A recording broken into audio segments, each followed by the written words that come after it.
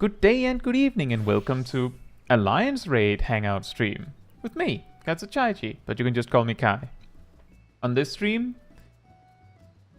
given that we can now farm the current Alliance raids, all three of them, as much as we want, and get as many coins as we want, I felt like this might be a good time to do that for a bit. So we're basically just going to be doing Aglaia, Euphrosyne, and Thalia for a bit. We might like go and like turn off queuing for the one we just had, so that we don't do the same one repeatedly as we go along. But other than that, that's what we're doing, and hopefully a bunch of you will join me for it. We'll still be on Louisoix for this. I will probably be doing something on Materia on Thursday, where we have the tea time. So that's my plan. There isn't really any. I don't have any plans for any specific job that I will be playing. I'll basically just be switching around as needed, but you may know I have some favorites.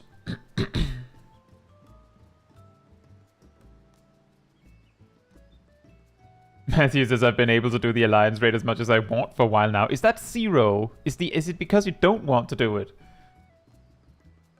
Also, hey Zach, hey Gazel, hey Zav, hey Chicago, hey Matthew, hey Vince, hey Orkney, hey Emir, hey Gambler. Hey Rust, hope you're all doing very well.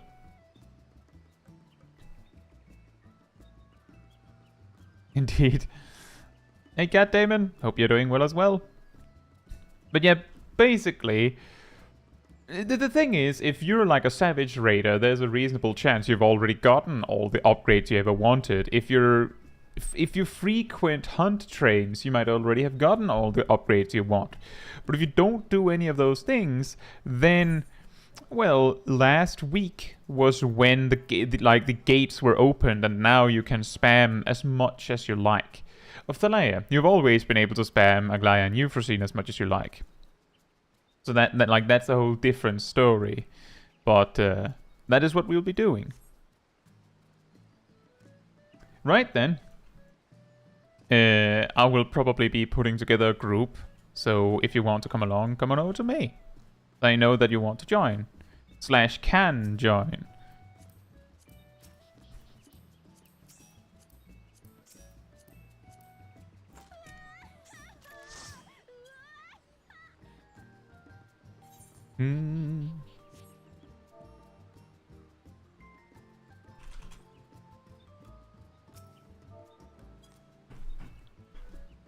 Maybe but I'll just be queuing for all three, and then we see what comes up. And if we get whichever one we get, I'll remove that one when we queue the next time, and then we'll just repeat that. And if we keep getting the same two back and forth, maybe we'll queue specifically for the third one that we didn't get. But that's the plan. I have a feeling, depending on how quickly we go at it, that we might be able to do like maybe 7 of them, maybe 8. Ross says I need to finally do some MSQ, but the streams are more interesting. Oh, well, I'm glad to hear that. You could... Well, what you could do is on a day where I'm not streaming, you could do MSQ. You could also watch the stream VOD of Small Kai doing the part of the MSQ you're at.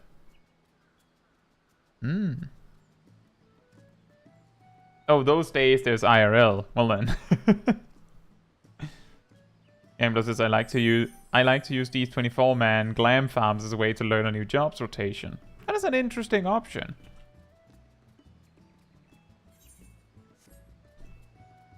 Yeah, that is definitely also a way you can do it.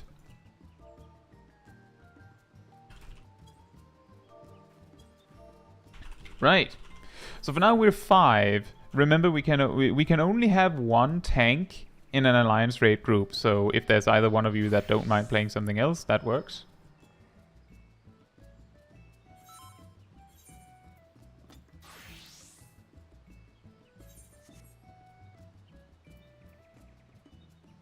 Gazel is looking for a specific gear piece for tanking, so it's important they're tanking.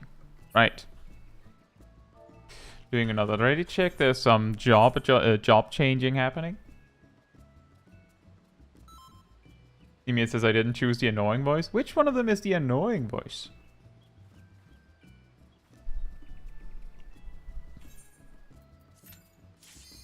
Oh. We just get a Glide immediately. Is voice 1 the annoying one? What's unique about that one? What is the thing that is annoying about it?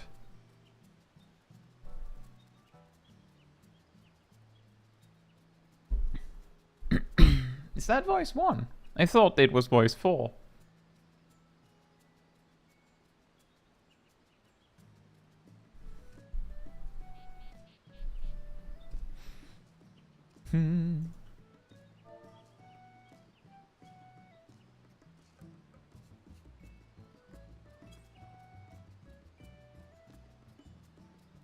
That's the cool part of it. I mean, I think... Oh. That works, I guess. Well...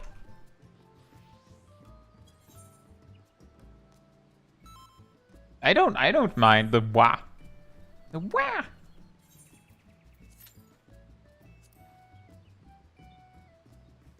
I mean, Small Kai has what you're suggesting is the annoying voice.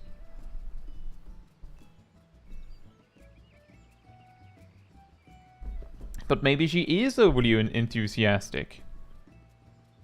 Maybe that's why.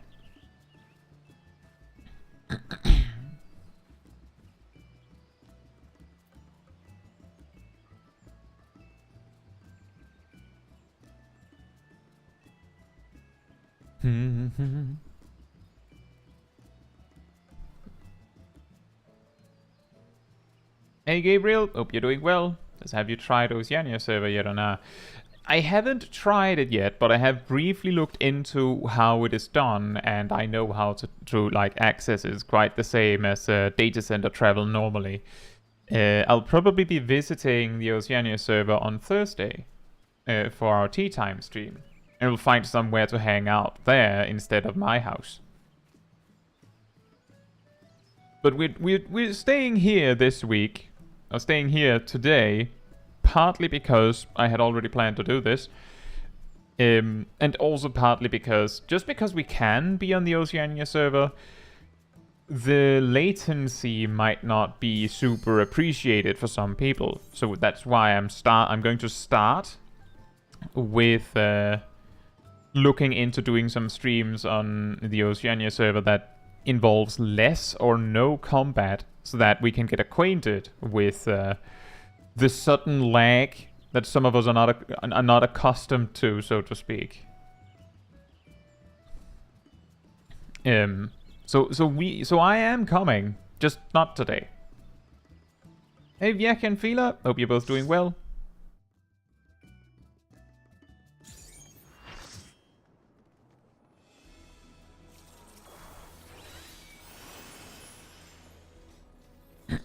Who knows? Maybe later we'll go. I don't know. For now, we are here. And yeah, exactly, Vince. Fila says, what do you mean, harsh? I mean, I play on 20 MS, Fila. I play on like 20 MS normally. And on OCE, I don't think I can double weave. So it would require some changes, so to speak.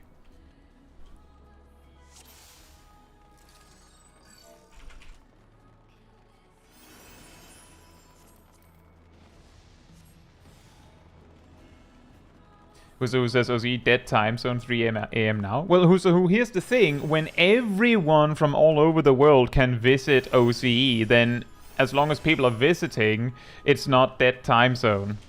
So, you are resolved to face me. Like, the trick is, if I'm visiting OCE, then it's also an opportunity for people from NA or JP to visit OCE, to visit me. So that we can meet each other. Come, children of man.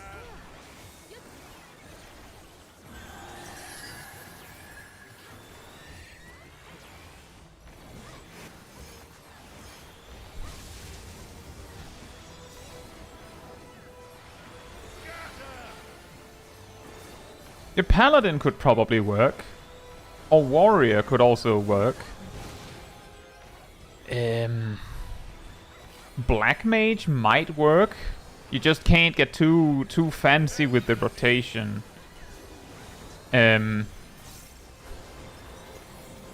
Some healers might be fine. Reaper won't be perfect, but it could kinda work. The reason why it wouldn't be perfect is specifically because you won't really be able to weave your your lemure slice without clipping, probably. There's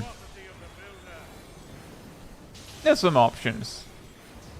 Sage might be fine. The particular thing where I'm a little worried with healers is that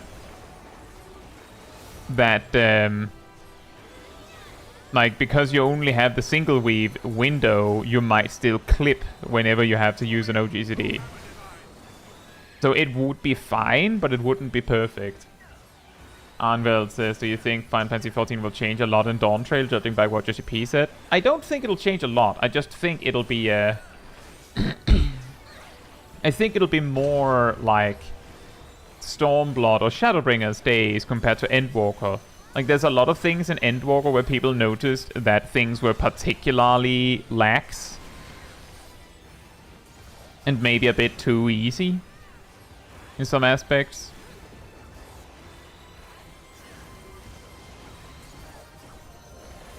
So maybe that'll change a bit.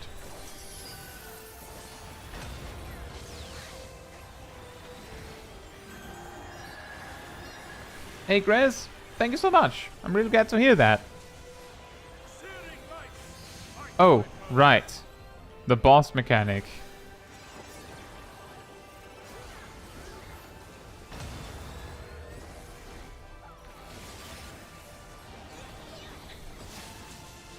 But yeah, the key thing to look for jobs that work better on a higher latency is like jobs that either don't weave very much or jobs that have few enough weaves that you can get away with spacing out your weaves more. Paladin is a really good example of that, because Paladin has, like, in its burst, it has 6 weaves, I believe. So you would be fine there. Like, you would just have to, like, space out so that Fight or Flight and Requiescat is on different GCDs, and Expiation and Circle of Scorn are on different GCDs, and then, you know, Intervene was never a problem in the first place. The builder has been made to yield. How Monk will work? That could still work. If you can single weave. If you can single weave, then you're fine. Saab says Summoner is easy. Actually, I would beg to differ, because a particular problem that Gazel has run into due to latency problems is that I believe Gazel needs like a GCD of 237 or something like that to actually get 6 astral impulses in Bahamut. And that's because of latency. So Summoner might actually, like, Summoner might be easy, but Summoner is going to have a very, very real damage loss just from the latency. So hey, look at the Magi. Hope you're doing well.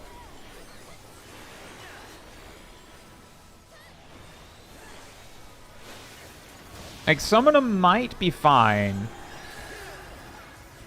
But it is worth keeping in mind that it could be impacted by latency in a way that we might not have considered, because as you also notice, Summoner does not have that many weaves. Like, genuinely, it doesn't have that many weaves. So the only problem is that particular Bahamut thing. The reason why it happens is because when you try to cast Ruin 3, like when you try to cast your Astral Impulse, your message to the server that you want to cast Astral Impulse comes out so late that the server goes, "What do you mean Bahamut left?" And then you start casting Ruin 3 instead. Matthew says, what about Titan? Well, Titan is a single weave, and you need a latency of like 700 or something to not be able to single weave. Like 700 ms. So that's probably fine. As long as you don't put your energy drains or searing lights or something alongside Titan, it should be fine.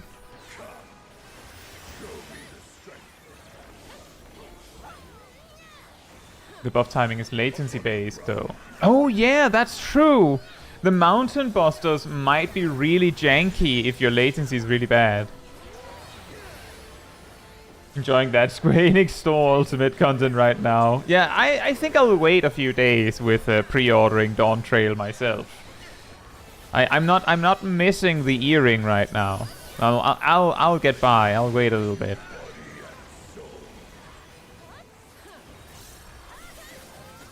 It was fine an hour ago. I guess people came home. People got home from work. Or people woke up. Depending on where you are.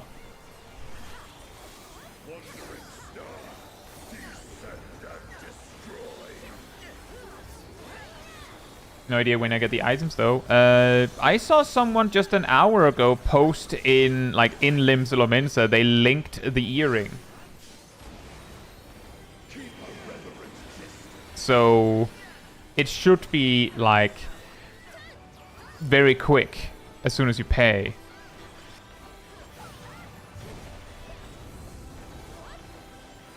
Wait, huh? Did you fall off, Gassel?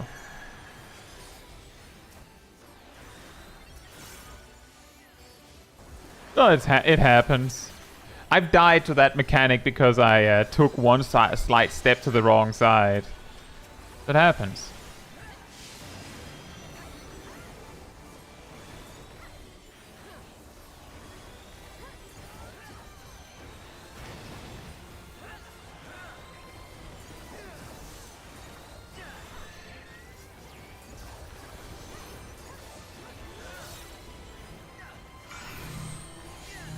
Yeah.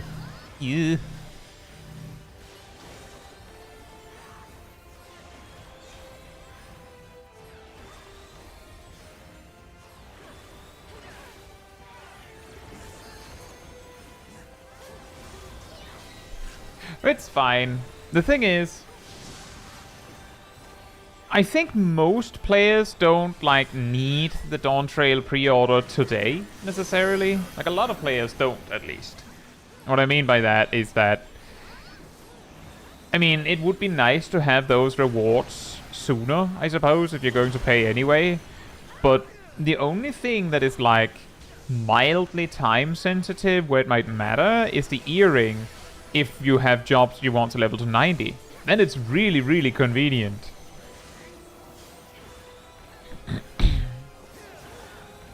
But if you've already leveled everything, then it does nothing.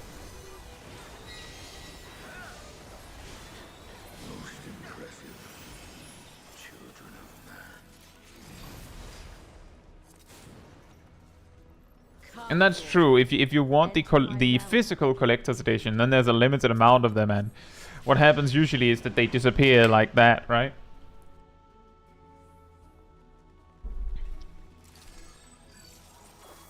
I understand that, Zaf. I also don't normally pre-order things, but I know I'll be playing Final Fantasy XIV anyway.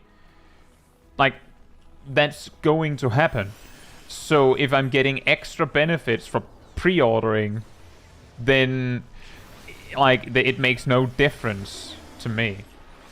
But I get the principle of not pre-ordering, because there's a lot of other game companies that abuse this tendency to pre-order.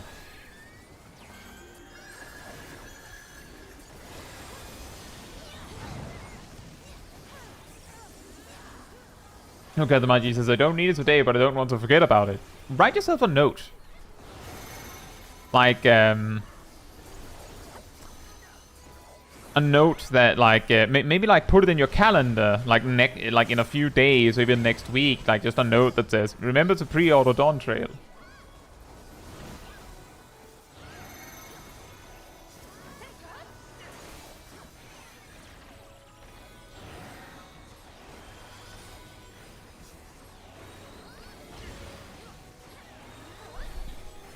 Exactly, yeah, that is kind of the thing, is that a lot of big...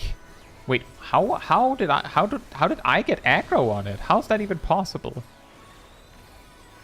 How's zip tanking it? Some game companies have a tendency to deliver games in an unfinished state. Those I wouldn't pre-order from. Because it's just easier to, like, when the game finally comes out or it's just about to come out, see previews of it and go, oh, it's not what I expected, so I'll just not buy it. But Final Fantasy XIV has a tendency to live up to the expectations that I have, at least.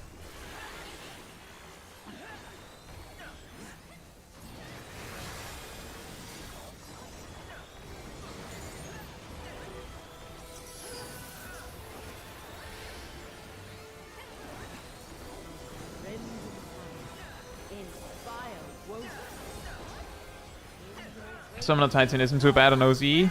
I see.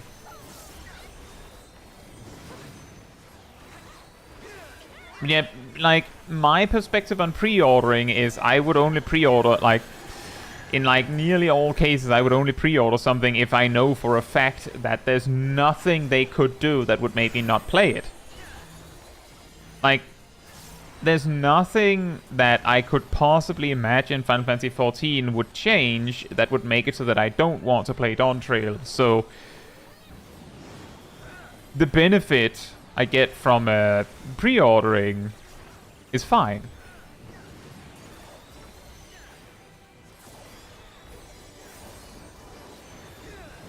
Is it just a mirage? Or something more? Removing of cat girls. I mean, that would be a really weird choice, but I don't even play a cat girl, so I'd survive. I would be able to handle it.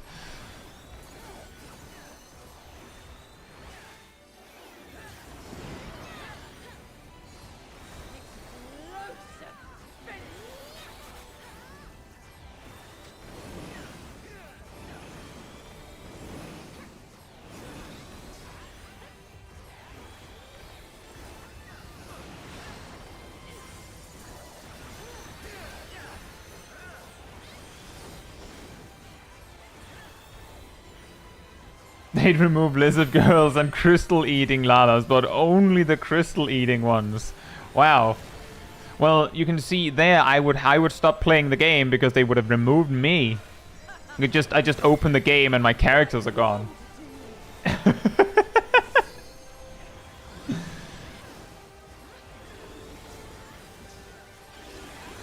Just Joshi P going, you in particular. He also removes Cherry Pink Dye while he's at it. Just deletes it.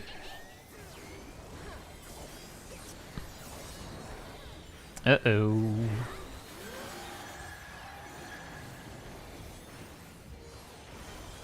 Also, let's see.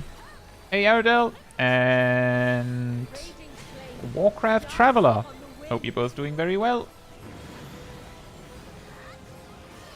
Cherry Pink doesn't survive the graphics update.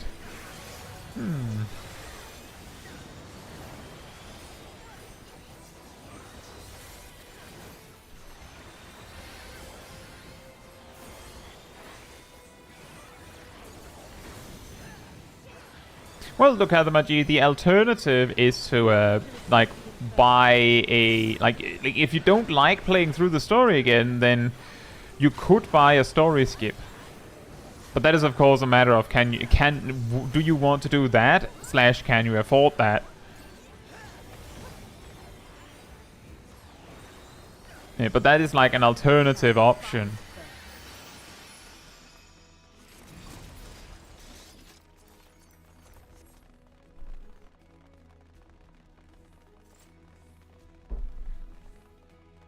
I do want to play through it again, but I'm not sure if now's the time as well.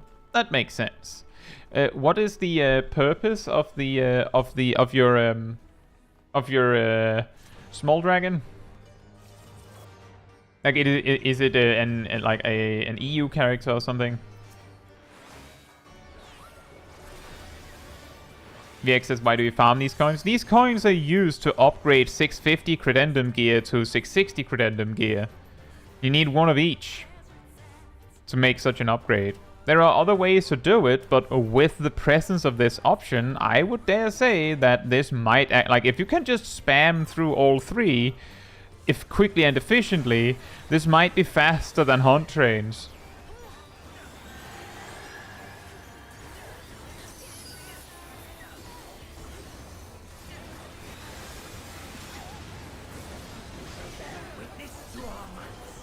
I should add, since VX says, why do you farm these coins? If you're asking why I am farming them in particular, it's just that, I mean, I could upgrade more gear, but I don't need more. I have full upgrades across the board for my tank and healer sets.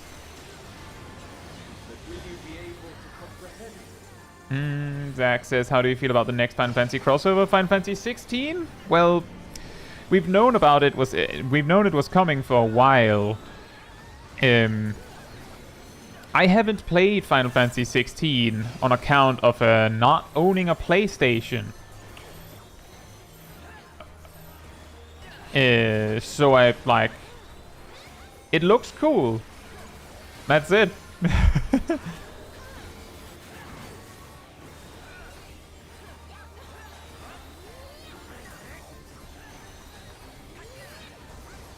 VX says, for some reason I thought about your relic weapons and not the other gear. I use that all the time for my own gear. Yeah, see, that is actually part of the trick here, is that I finished the last relic for myself, like, last week? Something like that. So, as a result, like, I don't need to, like, power farm causality anymore. I'm kind of done. But I can use more of these.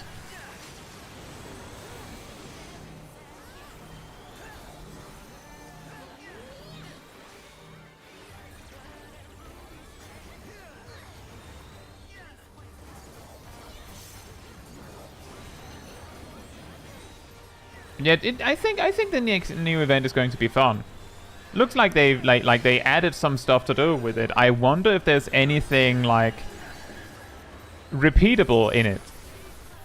Because I did see like the promotion page, and there's a mount, there's a minion, there's an outfit. If it's anything like the Final Fantasy 15 collaboration event, then you probably get the outfit from doing the quest.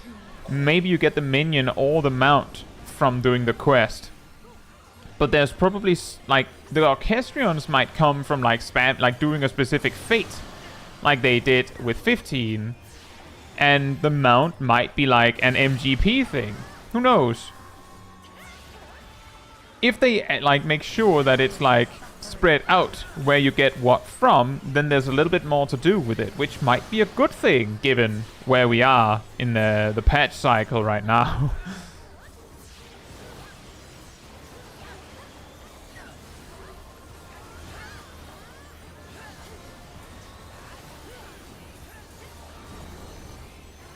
Hey, Gireen and Traverse, hope you're both doing well.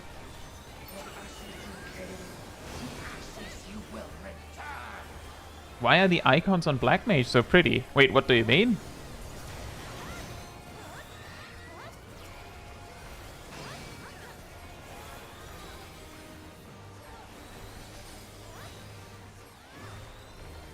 Hey, do you all think we'll make it? Do you think we'll skip the balance? Oh boy. Oh, that was close.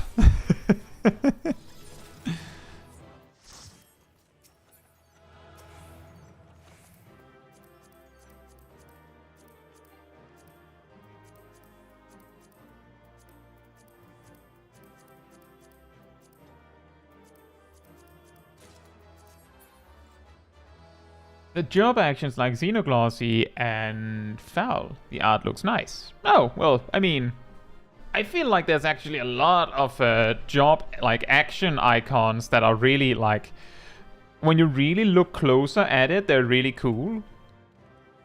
Something that like, for example, if like, since I'm just on Sage right now, if we look at some of these icons, some of them depict the actual like spell effect that you shoot out when you use it, and some of them actually has a silhouette of your character. Like, Eucrasia is a character doing this pose, right? You know, with like lightning coming in a cross. That's exactly how you look when you use it. Like this is literally the Eucrasia icon. It's just doing this. The same with like Pepsis. You do like this animation when you use it. So like it's a silhouette of you. Holo is a silhouette of you flying into the sky. I think Rizomata is a silhouette of you doing that. Like that's really cool. With actions like Xenoglossy or Foul, it's probably like intended to be like a depiction of the spell itself, which is pretty. So like that helps, right? I'm not with thirsty for new content, anything at this point. Yeah, exactly. That's the thing, is that right now we're in a position where leading up to Dawn Trail, what we have left, I believe, before Dawn Trail is Final Fantasy 16 collab and Moogle Treasure Trove Part 2. That's it. And then it's Dawn Trail. And there's like 3 months, right? I'm pretty sure it's 3 months from now. So, you mean, what's the 10% single target mitigation on Sage called? Tavracholi? This one? Tavracholi? Do you mean Keracholi? Wouldn't the Rising be before Dawn Trail as well? Isn't the Rising usually like a 3 or 4 day thing? Like, with a really, really short quest? I mean, that's still something, but I just want to say that Final Fantasy 16 collab, it appears to be something with a little bit of meat on it. And Moogle Treasure Trove always gives you stuff to do for days and weeks. And that could, like, keep some players going for a few weeks. But the Rising would still be there, that's true. Anvil says, at least with the new panel, I see more positivity back in community. No more gloom and doom 24/7. That's good. I usually just try to focus on the positives. I try.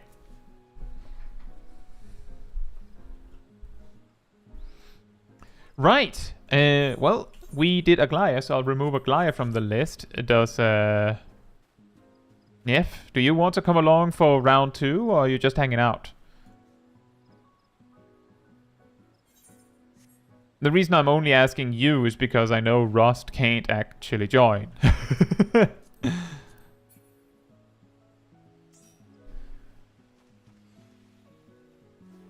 Otherwise, I would have brought Rust in a heartbeat.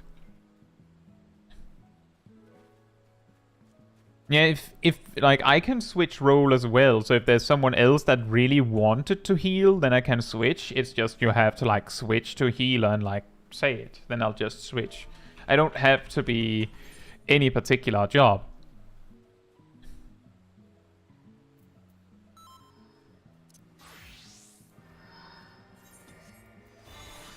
Phew.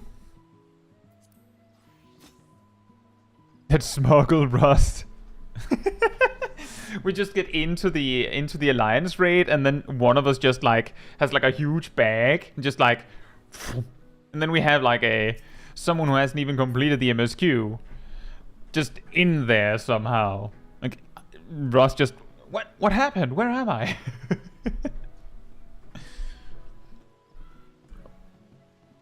Zip, is that because of the weirdness of Sacred Soil? The hyperjank of, you only take 90% damage. Oh man. That is one of the weird... That is like... Those kinds of tooltip inconsistencies are some really weird stuff that can really lead to some misunderstandings. I've heard some people suggest that Sacred Soil probably works differently from other damage reduction because it's worded differently. It doesn't. I tested. It doesn't.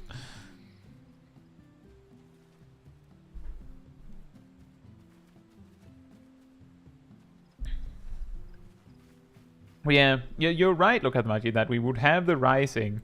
What? The Rising last year? Wasn't the Rising last year the one where we just, like, had a really quick quest and then we got this? See also Dark Mind? Whoops. What do you mean? Yeah, I see what you mean. Reduces magic vulnerability by 20%.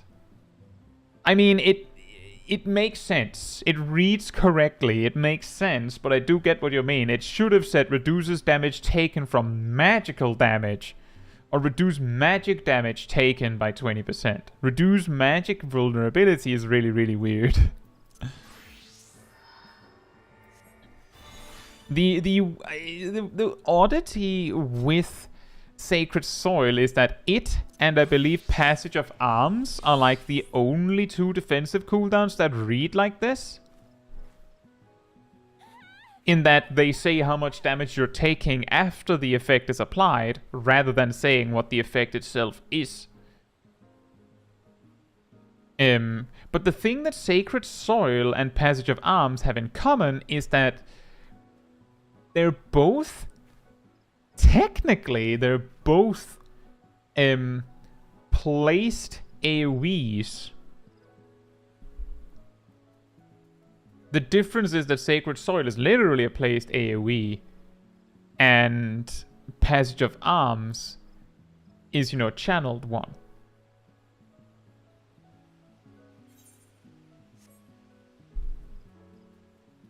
But they are genuinely... they work the same as all other defensives. Warcraft Traveler says, in French it says reduce magical damage taken. There you go. That is actually the weirdest part about some of these weird tooltips, is that in that when there is a weird like a weird description, it's usually only present in English for some reason. As Gazel says, they're written in the same way as all other ones in JP.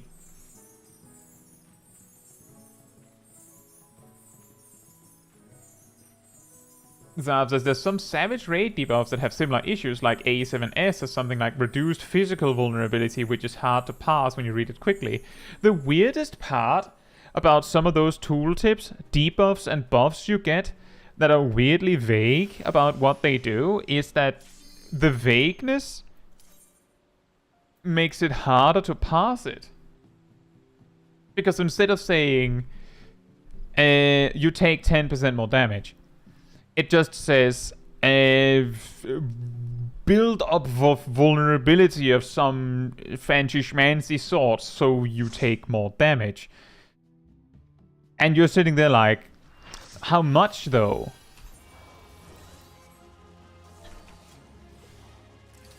And it never explains that. Like, it's just, it never gets to that. I get it, because if like the reason why I'm curious about this make your way through our watery sanctum is because it seems that it is the case that let us see how you fare against my servant. Exactly how much more damage you take from vulnerability stacks isn't a linear scale. Seems to build up. I'm not 100% sure on that. It's based on, you know, not testing, but more like an observation. I feel like I remember when I was doing, I was trying to solo,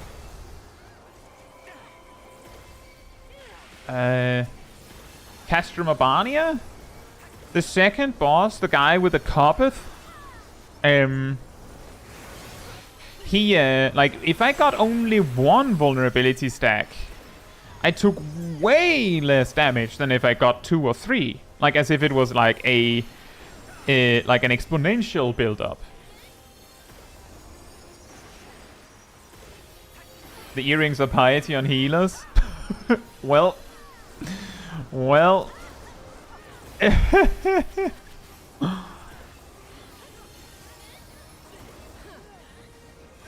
Exactly, Chloe. It seems like it's a combination of... Like, it varies based on context. Even though it's just a vulnerability stack. And it's like a general term. Exactly how much the vulnerability stack actually gives you depends. You may say, how about Dark Missionary? Does Dark Missionary also say the magic vulnerability thing?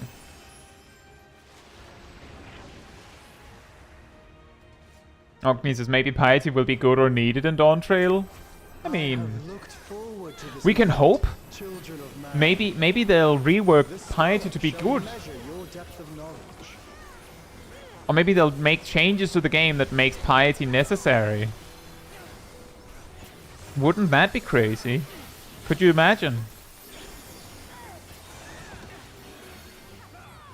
But yeah, exactly, Chloe. The reason why I'm specifically talking about a vague tooltip like vulnerability stacks is specifically because tooltips like that are so universal, it's a little weird that debuffs and buffs like that never specify the number, right? Like that's kind of what I'm getting at.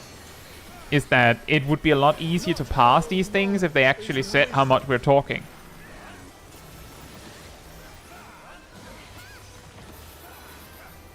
Stat rework in Dawn Trail, but they've already said not to expect much in terms of job changes. That sounds weird, because I do remember like half a year ago or something that Yoshi P said that there are significant changes coming to multiple jobs. He said it in like the classic vague way that he sometimes does these things when he's like not interested in sharing too much information. But he did say something to that effect.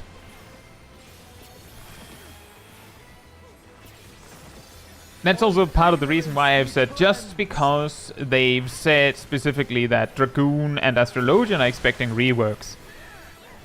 Like, we've had jobs that expected no rework got major changes.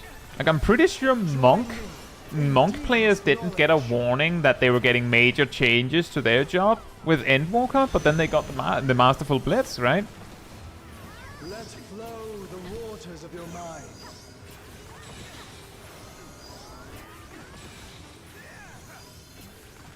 So I'm just saying anything's possible. If he hasn't specifically ruled something out, then there's a possibility. But then on the other hand, like, I'm not saying necessarily they'll make a stat rework. Piety could become good or useful if they change healers in a significant enough way to make it necessary. Or they change how fights work so that healers need to cast more healing spells, which then makes MP more valuable. Like, that's ultimately what it takes to make piety good, is you need to make MP good. Small wonder the others have exalted so. And I'm not saying that I know anything or that I expect anything. I'm just saying that you can always hope. The worst that can happen is that we don't get it.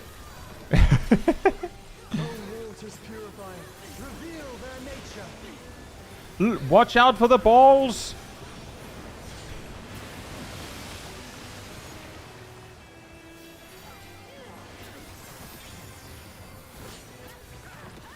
Tis time for a test.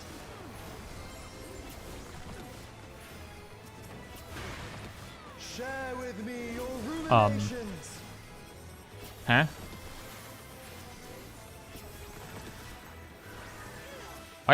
Why did none of the healers in the group rest them? Wow, rude.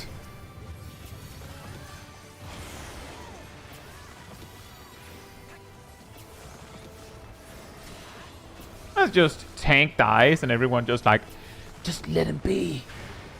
Not Answers Weird. can be obtained through might.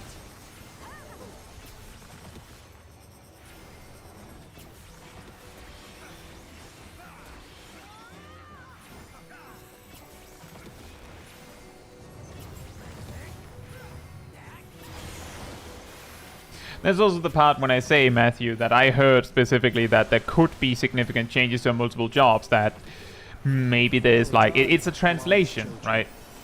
Well done. Smooth sailing so far, I see. Come then, mortals. Have you got the stones to face the navigator? Look at the Magic says daily roulette time for me. Should be able to get an injured on 71 with those. And then to Bard Dragoon Mock. Let me Good luck. prepare a suitable stage And enjoy. for union. Isn't Dragoon getting a full-on rework? Yeah, both Dragoon and Astrologian has been promised a rework so big that it's not happening in an expansion. Like, it's not going to be a patch thing. We know that because early in Endwalker, we were told that they were going to get reworks. And then we were told that it was postponed to the next expansion because it became too big.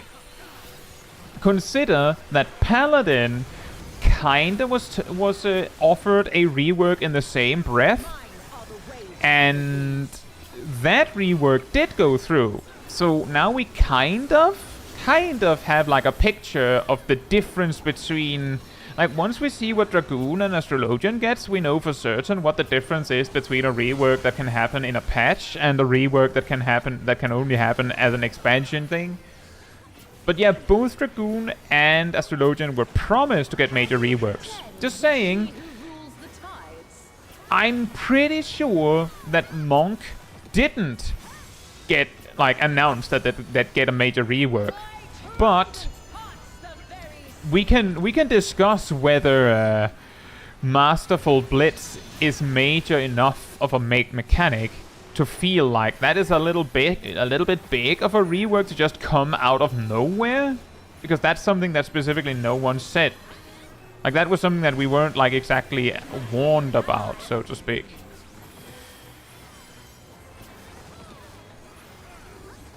Yep, you can knockback immune the red one. Can't knockback immune this one, though. Rise above the white caps.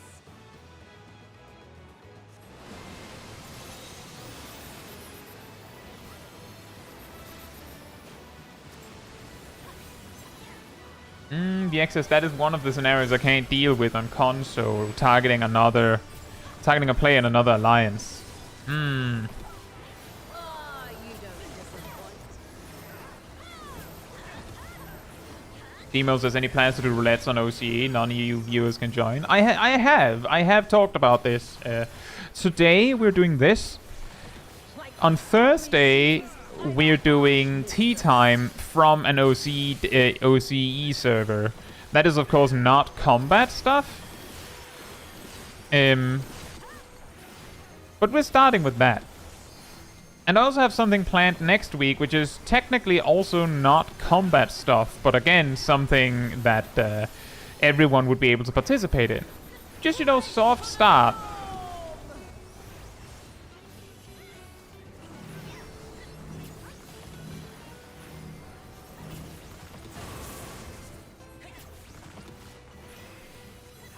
I trust you don't mind if they play too. Come, Pericos, Thalios. Exactly, Bimo. That is actually the main reason why I said that, why I wasn't like jumping at the opportunity, is that all of us EU players coming over would of course have a much different experience. So I would when we do it, I would like to be sure that it's something that we planned for.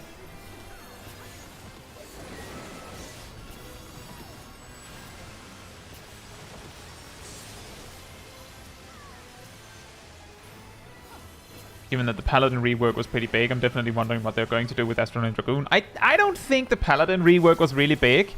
The only thing they did was change...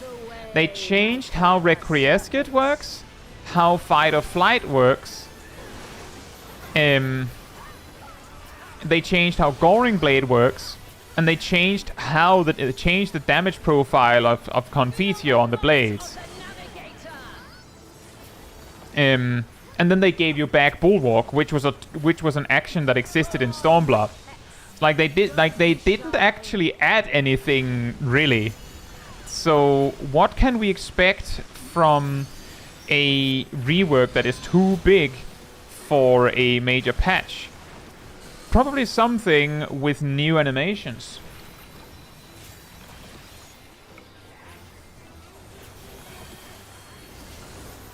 Boundless. To seek new horizons, you must come together as one. But yeah, like the Paladin rework was mostly like they just repackaged all the things you already had. They just kind of changed the rotation a little bit.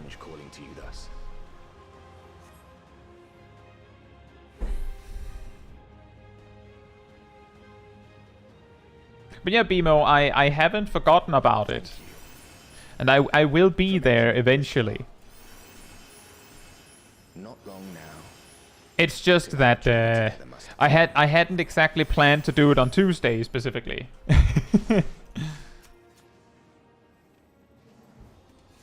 The Goring Blade was changed from being a dot that you maintain from start to finish of a fight, a little bit like Biolysis, to being just a cooldown that you use once every minute. I am the last of us to face you.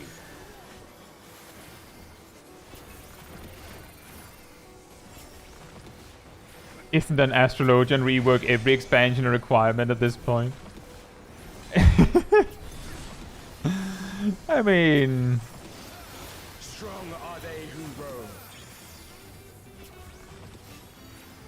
I guess?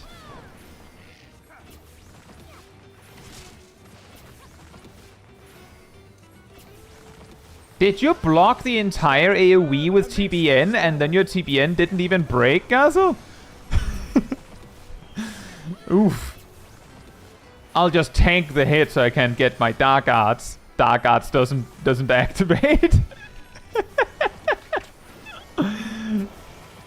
Wah, wah. Just Dark Knight things.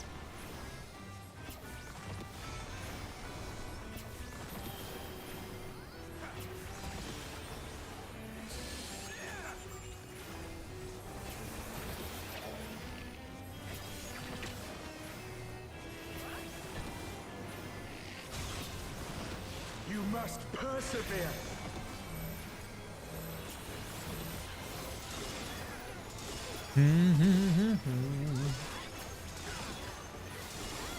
Yeah, I suppose if they actually get rid of the cards, there'll be less reason to rework the job again.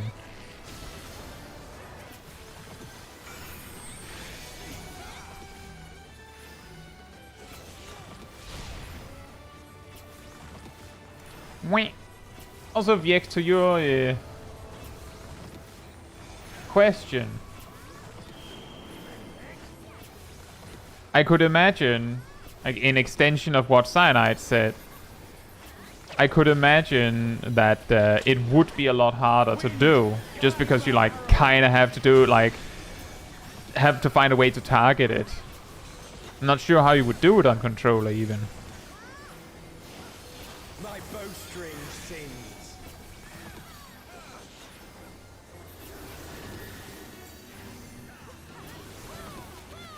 I mean, if they decide, hypothetically, that the randomness of cards is just too much, then let's not forget that Astrologian used to have a lot more like time magic stuff.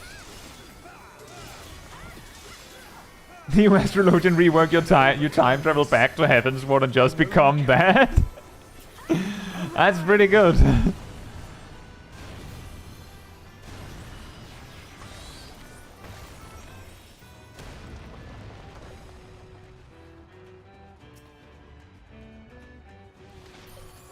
Your prayers have given us strength. By fighting you, that strength shall be returned to the star. Yeah, I'm just saying, if they conclude that the card RNG is way too much and that they just can't make it good, then, you know, they could do like more time magic stuff, because Astrologian used to have way more of that. Like, they used to have a cooldown that extended the duration of all their buffs by 10 seconds. And that included everything. That, what? Why, Oshan? What?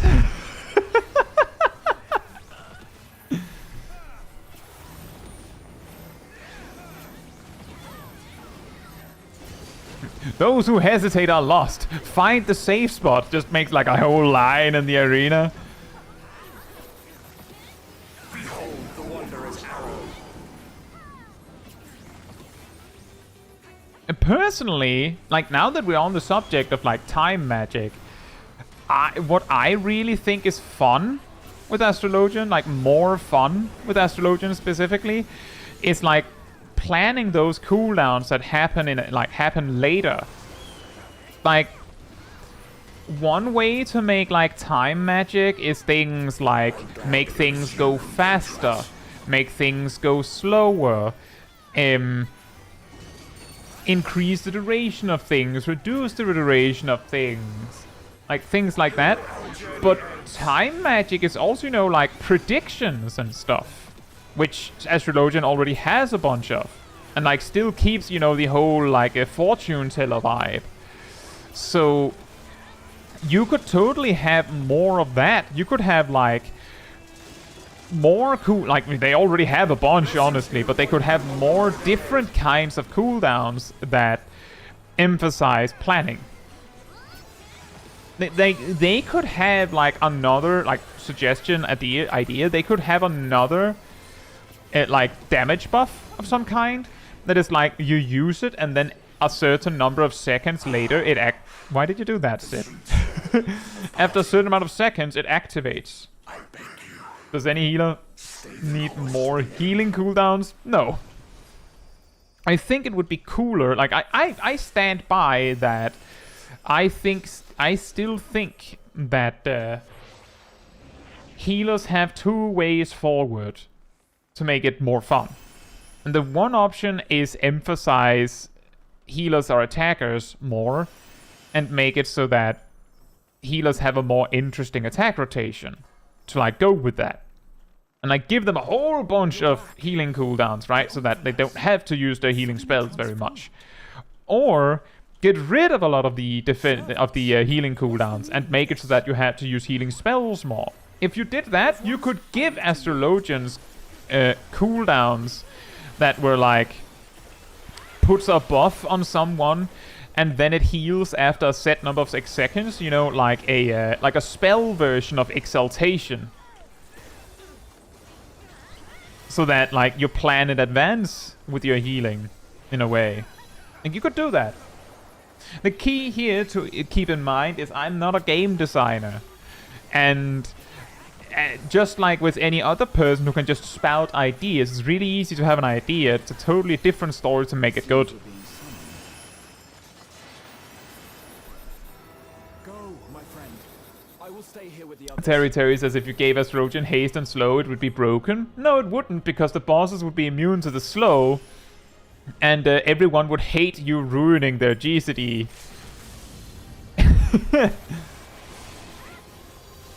Let's not forget that Astrologian used to have a card that basically did haste.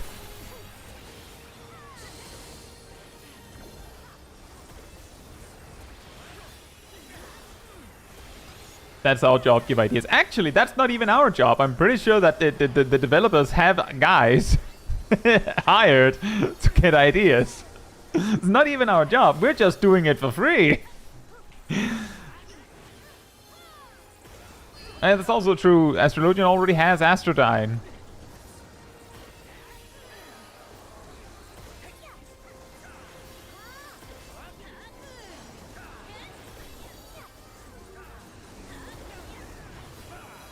Exactly, Jacob. It would be so sad if the monk got a haste card so that suddenly their TP doesn't carry.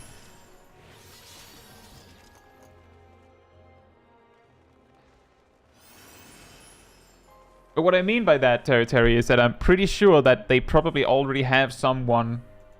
Like, they probably already had the ideas meeting to figure out what they're going to do with Astrologian, and they've gone over many of these ideas, I imagine. We don't know. We can't possibly know.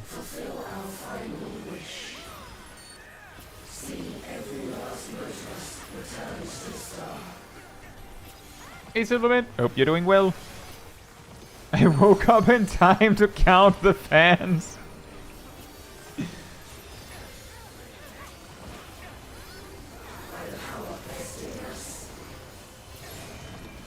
But who are they making the game for, you know? No. See, here's the thing, Terry. The point is that the players often don't actually know what they want.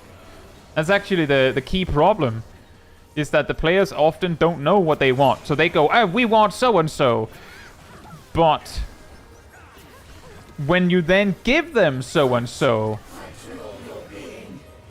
they go, no, not like that. Like, we mean in like a way where it's good and cool.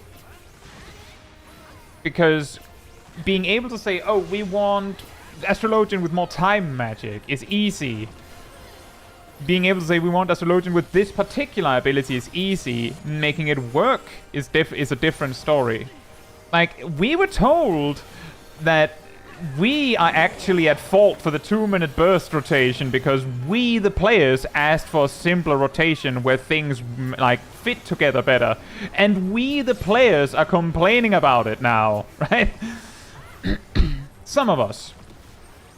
And that's why I'm saying that maybe we're not the best to ask, because clearly we don't know what we want.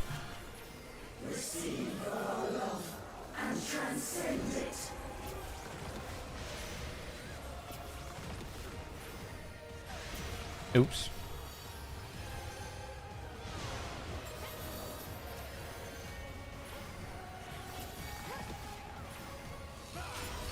Astrologian, but they really plan things out in advance. You just put down Earthly Star like minutes in advance. Like, oh yeah, I was thinking it should go boom in like 3 minutes from now.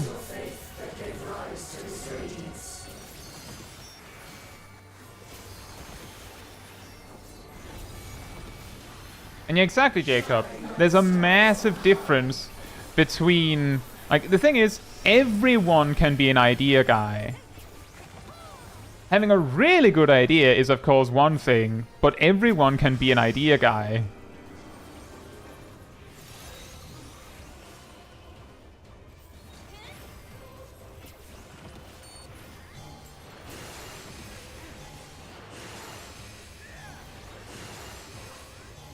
And the thought is nice, Terry. Part of the reason why I'm saying that they probably already have an idea guy, like, as far as we know, the developers are listening to our feedback.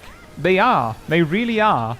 The problem is that the people that are giving feedback are usually the ones who are not happy with what they're currently being served, which means that every time they hit it on the nail on the head, they suddenly have like a branch of the idea department that stops talking.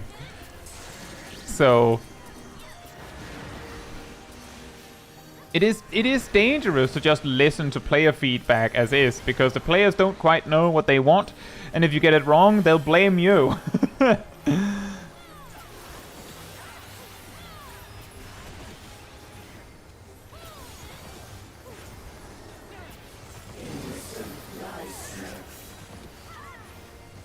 Yeah, I know, Silvermint. I usually keep it just in case I mess it up, instead of just greeting on it. Oh yeah, I know. So, whoops.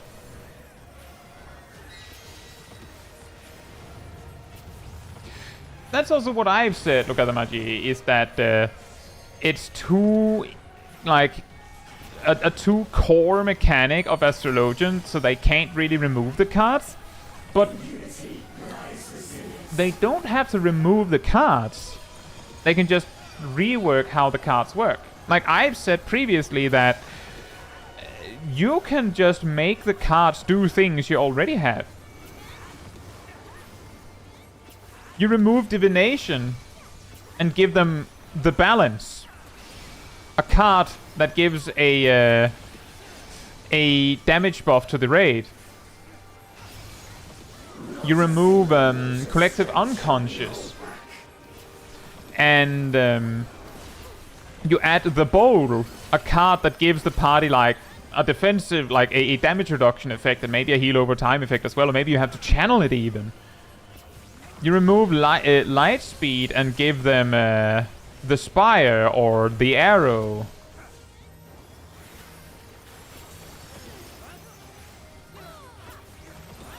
Do you have undrawn your hotbars? No. If I remember correctly, every time I've talked about undraw in a video, I've had to go through like a process of remembering that undraw exists.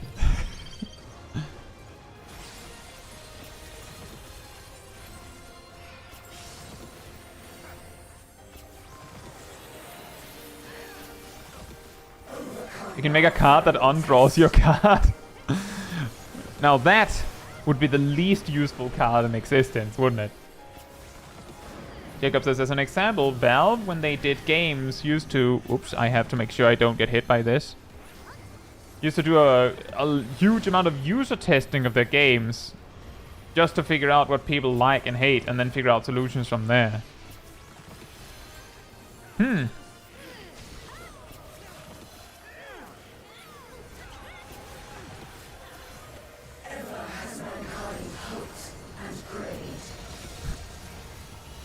No, that there is a certified classic. I'm standing there waiting for Cat Damon to raise someone. And Cat Damon is doing the exact same thing. That's a classic.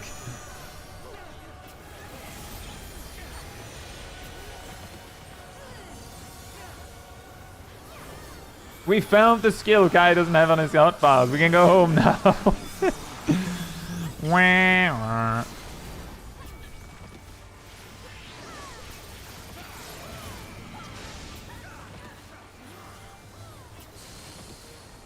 Oh, whoops. Second donut. We had one donut, yes. But what about second? Second donut. Wow, the boss is already almost dead. Incredible! Rap. Donut.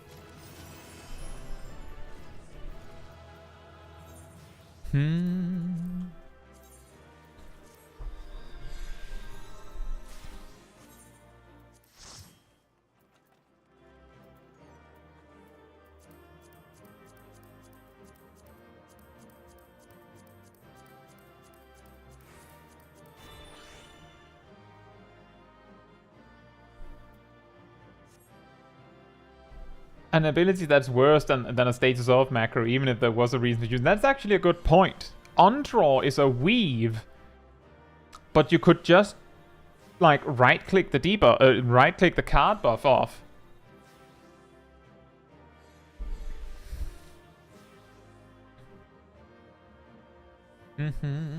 Sure, Jacob. You are on Louisoix, right? Or at least EU.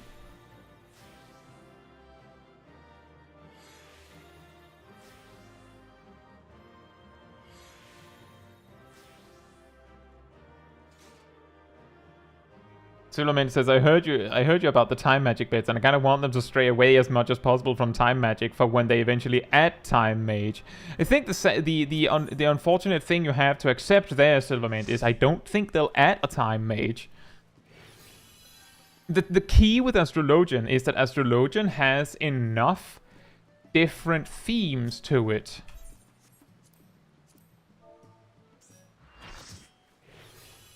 That, oh right, Ymir had to go. There's enough unique themes to it that they can go and give you like other stuff. Like they can give you other things than time magic when it doesn't fit. Like, I think we talked about this ages ago, but Time Mage, like the Time Mage in the games it appears in, I'm pretty sure Time Mage is reasonably rare in like the Final Fantasy franchise as a whole. But the kind of spells Time Mage gets is Gravity. Oh wait, Astrologian already has that one. But Gravity usually does like current health damage. Oh, but Blue Mage is the one that does that. Haste, Slow, Stop, and things like that. Like spells that, if you're casting them on an enemy, they're not going to work on a boss. At least not after A Realm Reborn. So that would suck. And if you use them on an ally, well, as we stand right now, people, like, unless it's an absolutely monstrous amount of speed you get, people would actually probably find it annoying because you're messing with their GCD. Meteor is apparently a Time Mage spell too. Well, there you go. But yeah, that's kind of the problem, is that most of like the classic Time Mage arsenal is like spells that in Final Fantasy XIV would either not be like that. Like they're not going to be that. Which would make it difficult for Time Mage to feel like a Time Mage. Or it would be completely broken. So like, if Time Mage ever came, it would be more like a limited job. And we already have a mage in that category. Do we need two?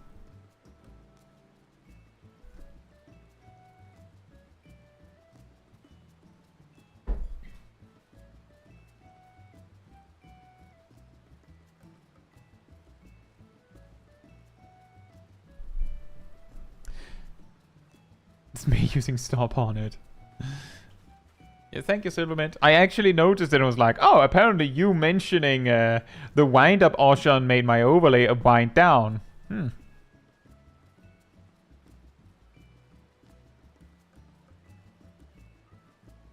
Cat Damon says, Greased Lightning was a core of Monk, a dot for Paladin, reload for Machinist, pets for Summoner.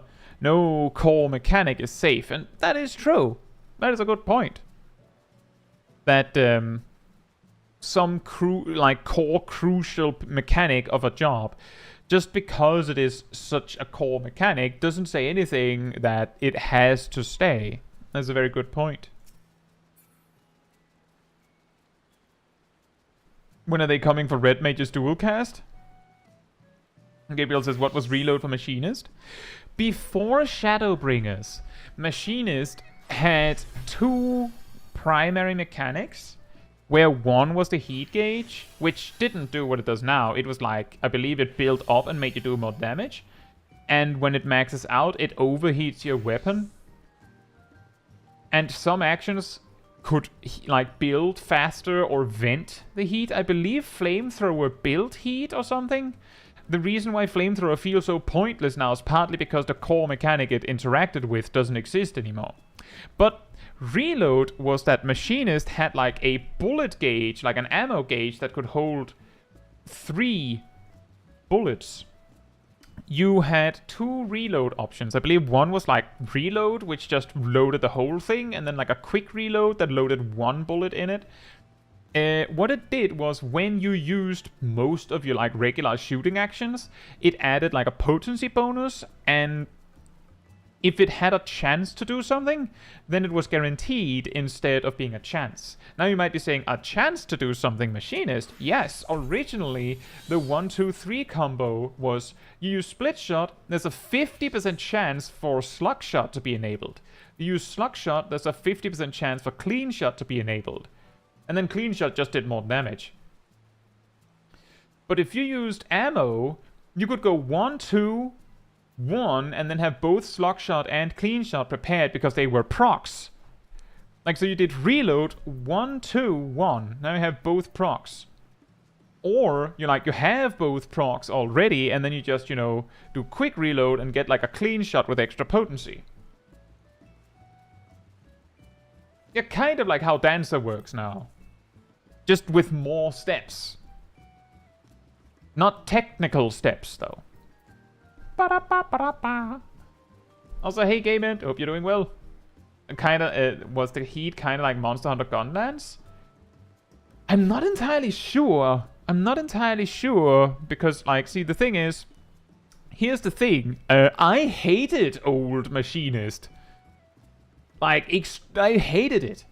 Part of the reason was that Machinist had so many cooldowns, those reloads and those quick loads, and reassemble and all these cool things, and Gauss Round and Ricochet, but before Shadowbringers, the way Wildfire works was that it just, like, accumulated the damage you did. And then just exploded for a percentage of the total damage you did. Which meant that all of those cooldowns was designated for the Wildfire burst window. Which meant you had all of this stuff, and it just all disappeared into this void known as Wildfire. Which I didn't find very entertaining. So I just didn't really play it. So I didn't get Machinist to the level range where you had access to the heat gauge. As far as I recall, at least.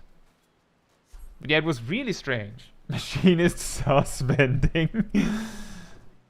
Yeah, I genuinely, my opinion of Machinist was that the job was really fun until you reach the level where you get Wildfire. Like, that's a case of ignorance is bliss, because if I had just not discovered that Wildfire was such a crucial mechanic, I would have just enjoyed the job using Wildfire incorrectly.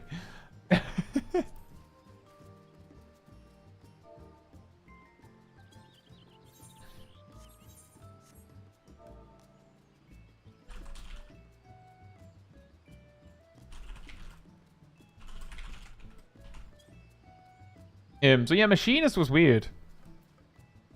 And it probably got one of the bigger overhauls when you really think about it. I'm pretty sure back in the day, back in Stormblood, that the Machinist just placed their robot. Like, they had both a single target and an AoE robot. And just placed it. And it was just there for the entire fight, helping you.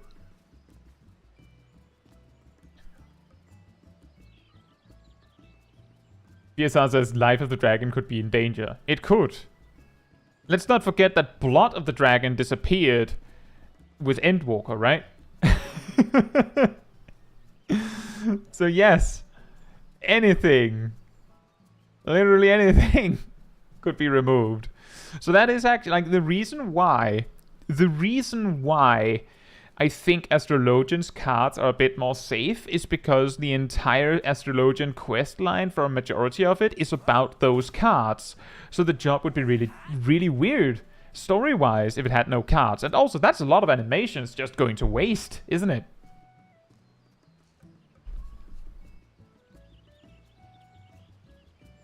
That's okay, Ymir.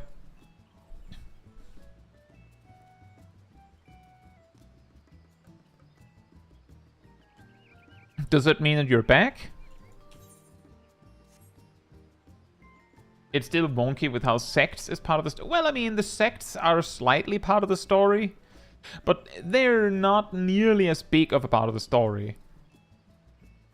Where a thing that kept glaring me right in the face when we did the Astrologian storyline on Smolkai was that, oh, yeah, this card means so-and-so. And I'm like, yeah, so it increases your damage.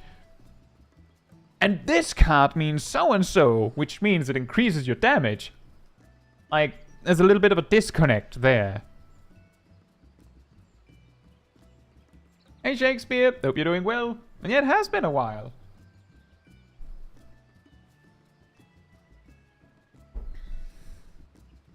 Shakespeare is like my regular training in read the name first, then say it.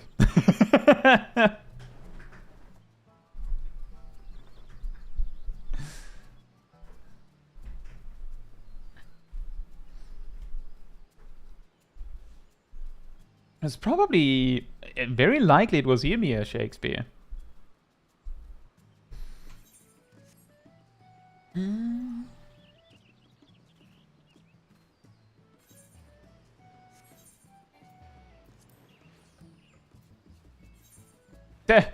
Everyone just boarding to Razatan.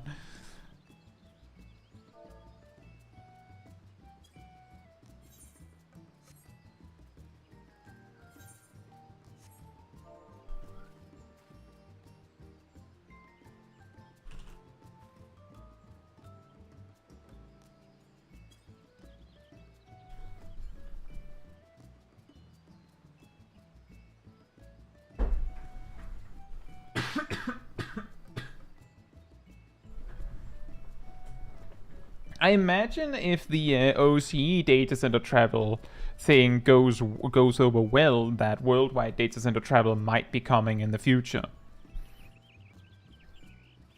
I don't know what would qualify as it going well. Like I genuinely I have no idea. I don't know what the development team is expecting or looking for. Like, I have no idea. So, like, I can't possibly say what we're looking for either.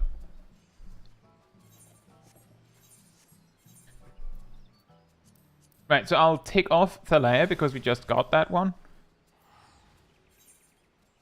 Oh, that one. And then we go again.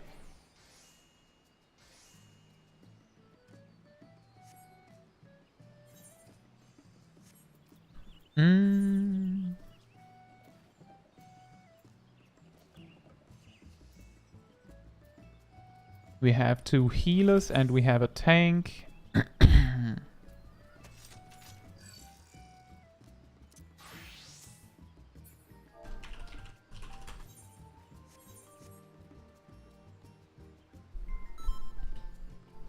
It's hard to say, Gabriel. What we were told quite a while ago was that, and I actually went over some of these things in a video a little bit ago, that some of the concerns are also like social stuff, like community things, even though like there's a huge difference between the community of the JP region and actually the rest of the world in some capacity. But like in my video where I go over this, I also highlight that there are some differences between EU and NA. Like there's a bunch of things, like things that we usually don't talk about, and things that I didn't even mention in the video that happen to be drastically different because of how the people are in the different regions. Like, yes, there's nothing preventing like an EU player from playing on NA, but we can probably assume that the vast majority of NA players are from NA, like that region, right? Exactly, culture shock. So like it can be more subtle things that could cause some problems. Obviously, a player that plays on both regions might also notice these kinds of differences. But again, maybe it's not as clear because to be on both regions, you've usually spent some time on both regions. So maybe like you just don't notice the massive difference because you're just used to, oh, well, when I'm on NA, it's like this, and when I'm on EU, it's like this. There's also practical things like, let's see what happens, right? I find it very unlikely that OCE becomes the new party finder hub. Very unlikely. But maybe that is the true test bed, because why is that? If there's the most possible amount of players on OCE, potentially, that's the key here, is potentially, then it would make sense to make Party Finder there. But if everyone just writes it off as, no, not happening, then maybe there isn't so much of a concern that we will have the Kingmaker, like King data center, in one region, because the players from EU are going to stay in EU and things like that. Can't be really a raider hub for ping reasons, no? Well, there are EU players in NA that Savage Raid, and NA players in EU that Savage Raid. So it depends on how they do it. The players. Depends on how the players do it.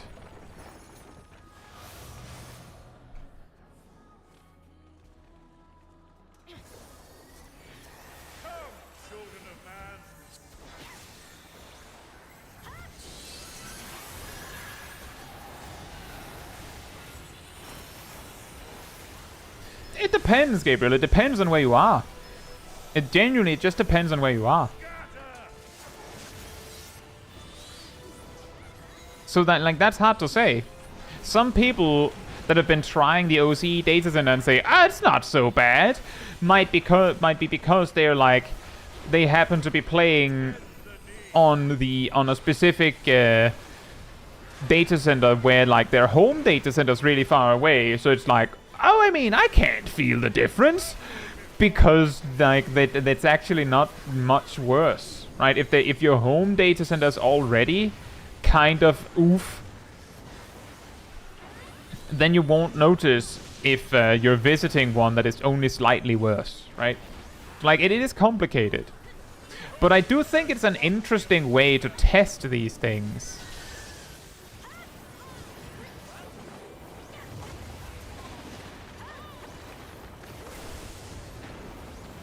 What happened to Gazel?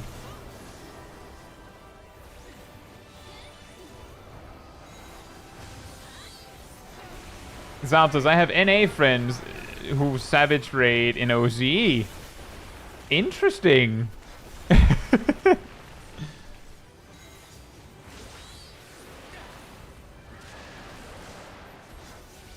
Exactly, Gabriel. The point is that if there is a perceived advantage in playing on a on like, for example, OCE, that and the person feels that the benefits outweigh the downside of bad ping, then they'll play there. And the problem with that observation is that this is an observation that each individual player will have to make, and if enough players make that observation and conclude that it is beneficial, then it will have the effect that there will be more players that think it is beneficial than players that don't think it's beneficial, and by that alone you will have an overflow of players going to that particular data center to make use of this advantage. I think Gazel DC'd.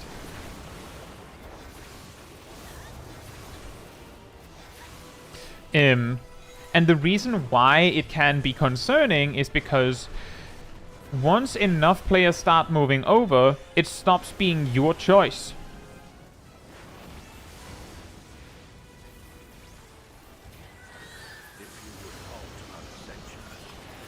Like, that is the thing, is that I'm on Chaos, right? I'm on Chaos.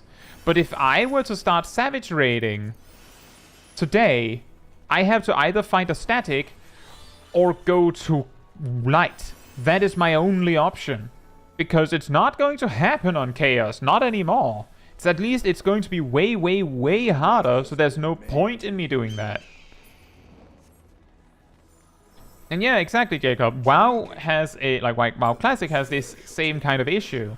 And WoW Retail had this issue for years because of factions.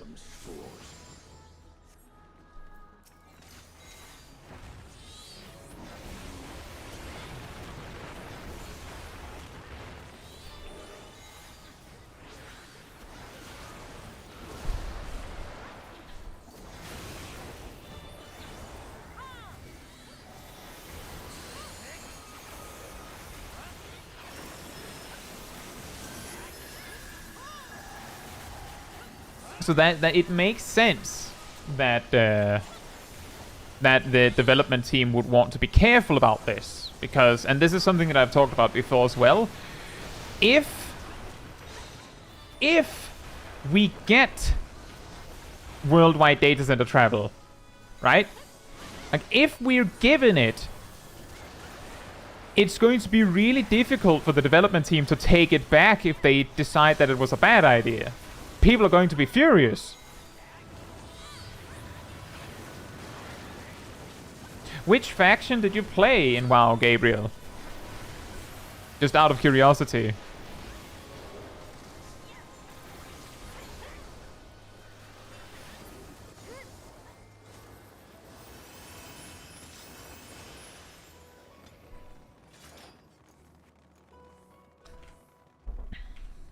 Alliance.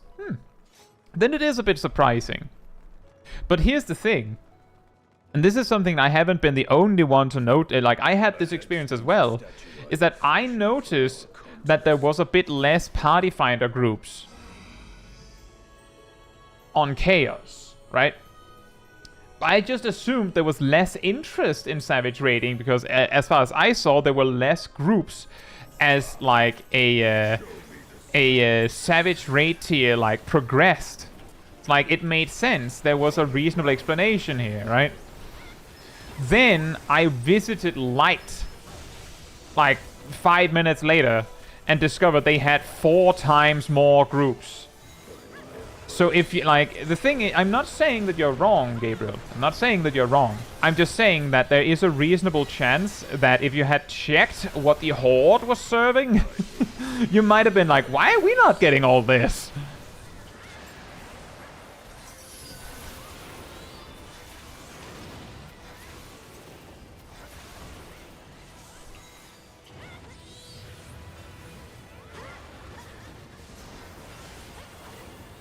Because that was exactly my experience when I went and checked. I was like, wait a minute. Why do they have this much more?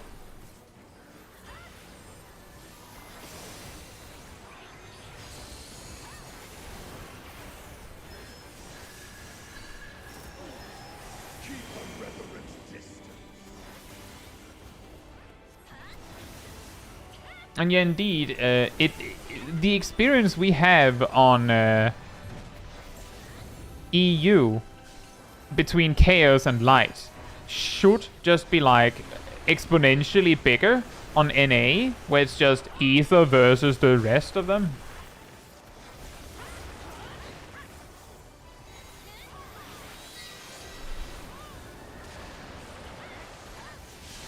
But I would be happy if we discovered that people actually value their ping more, so that the EU, like, so that the worldwide data center travel is more so for like people do it for casual stuff or something.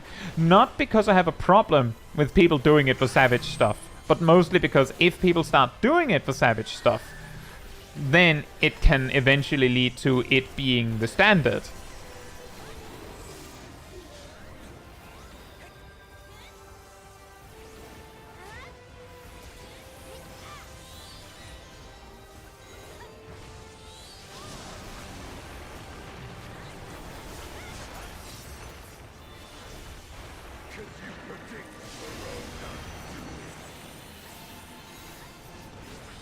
Exactly, Gabriel, and it's exactly the same problem between Chaos and Light. Unlike the times of the week where there's like peak Savage raiding, it doesn't matter how many party finder groups there are on Chaos. There's usually several times more on Light.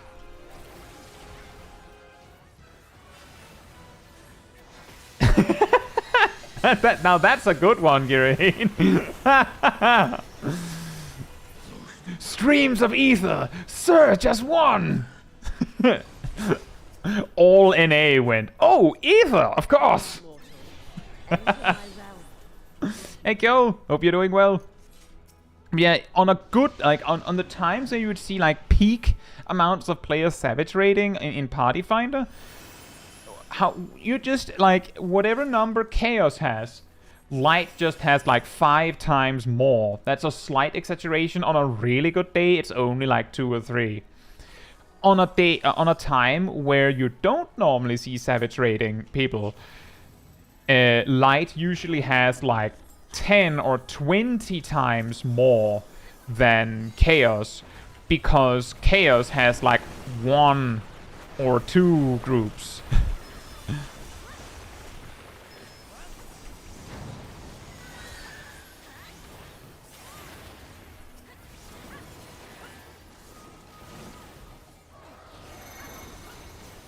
BS also mentions a funny thing where you join a party finder group and it's 7 out of 8 chaos, and that can also happen. Like you find all of the people who were supposed to be like looking on chaos. You find them on light.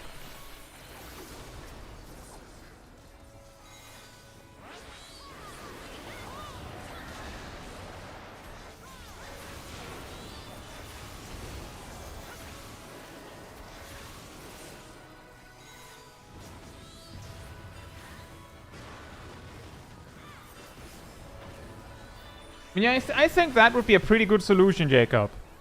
I have specifically said that what would resolve the problem we have right now is region-wide party finder. Like that's what we would need to fix the current problem.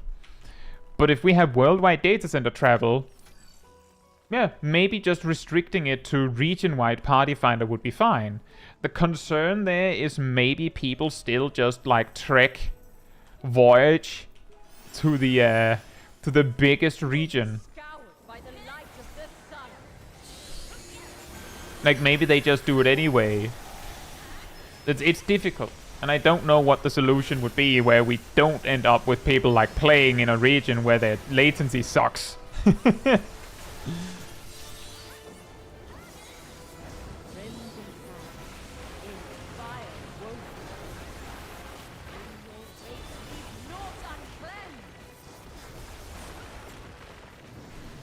I mean, 30 to 50 groups is pretty good, Vince.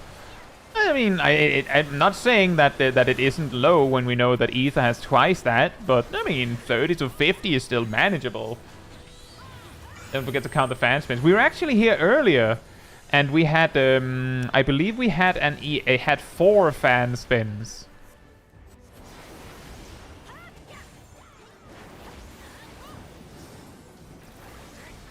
So you can write that number down, Silvermint.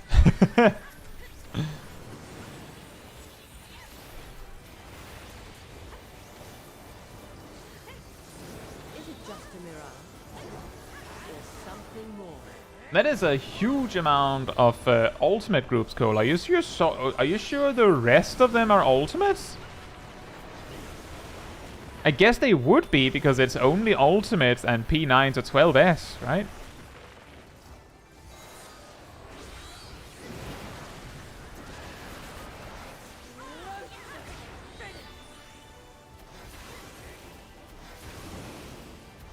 Two, 3, 4. Oh, 4 again.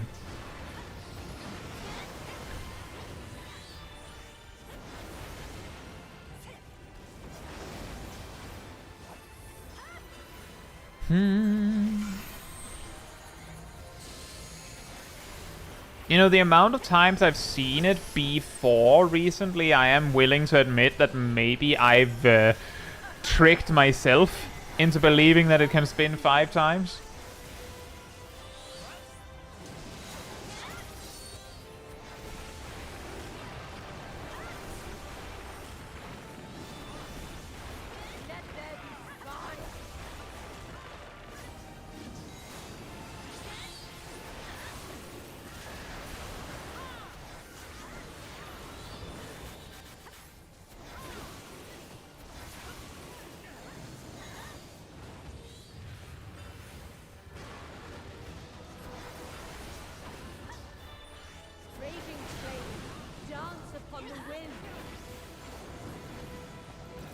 No, I know, Girin. Like that's like a thing.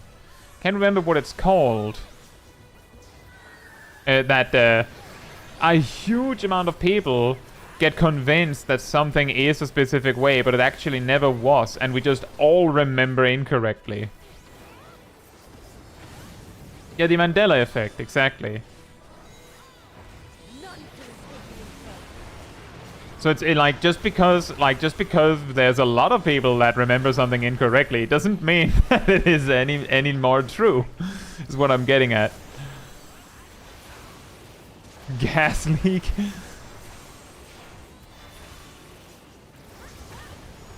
I suppose you could also call it that. This will burn.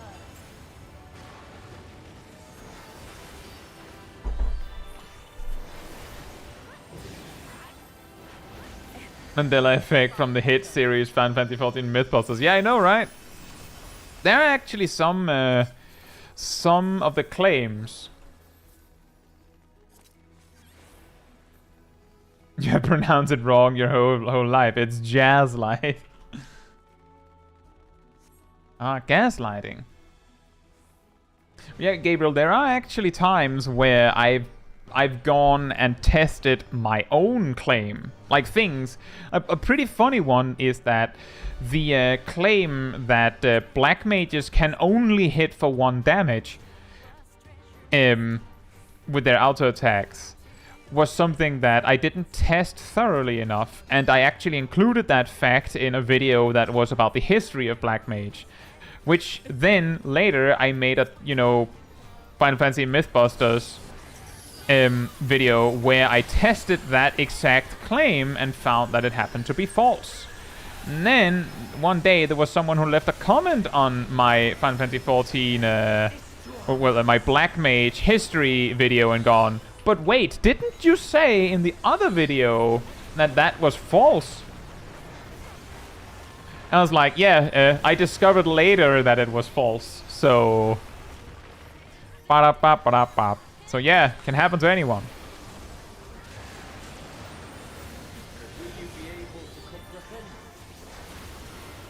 Vin says about 2/3 of those party finders are like FC or location-based mentions. I think that's also a large part of the chaos stuff. When I say that light has like several times more than chaos, I'm of course not counting any of the venues. That's okay, Guzzle. Things happen. We'll come back.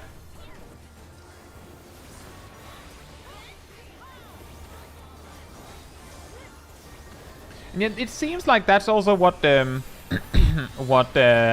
we discovered previously, Warcraft Traveler, that it seems like the Thalea version is exclusively 4.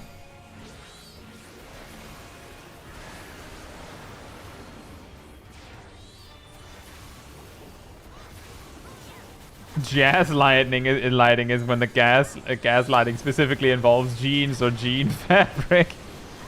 Or jazz. No, that's jazz lighting with 2 Z's. That's jazz lighting. That's what happens when you have like a bee that weirdly hits on you. That's jazz lighting. Would you like jazz?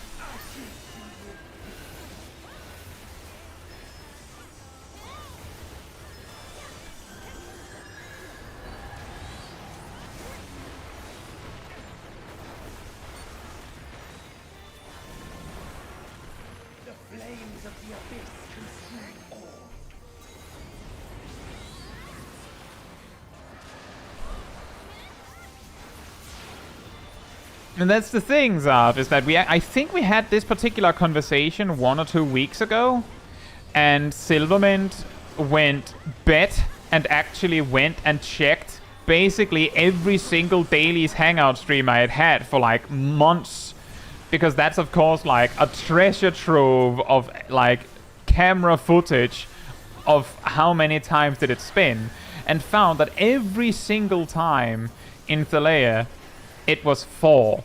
Only 4. Which is why we're reasonably convinced that in Thalea it can only spin 4 times.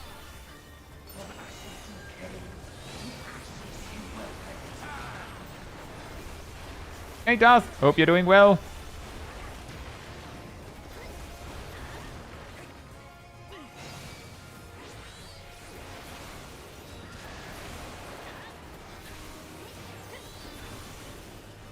Oh, 4% exactly again. Incredible.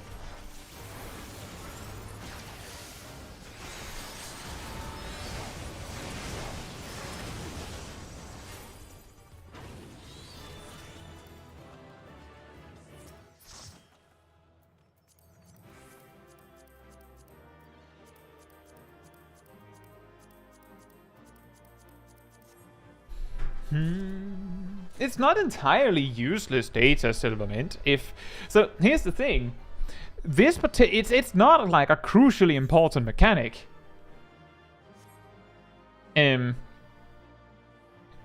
But if you know that it can only spin 4 times, then you know where the safe spot is the instant the fans are placed. Whereas if you don't know whether it spins 4 or 5 times, then you have to like stand so you can move in time. Jacob says, don't remember the Mythbuster with Black Mage, but isn't it just directed affecting damage from stabs? Nope. The problem that happens is that it's a thing with scaling. I talk about it in the appropriate Mythbuster video. I think it's one of the first 2 or 3 or something. But you know how as you level up, the amount of stats you need to get a certain result increases. As in, if you were level 15 and had this much crit, you would probably have 100%, right? But you can't have that much crit at level 15. Literally, it's not possible. So like, as you level up, you need more of a stat to get the same result. It turns out that this is also true for attributes like strength. Incidentally, Black Mage's base strength is so incredibly low that it actually goes below 1. Now you might be noticing that one of these Black Mages are hitting for over 100. Because they have strength. Which means, I can't remember exactly the number I found, but I believe that Black Mage's auto attack damage starts to drop off at around level 40 or 50. Like, actually, their auto attack damage gradually increases, and then around like level, I think, like 40 or 50 something, their damage actually, like their auto attacks actually start to get weaker as you level up. And it has nothing to do with direct hits or crits. As you can see here, that's a direct hit. That's a crit.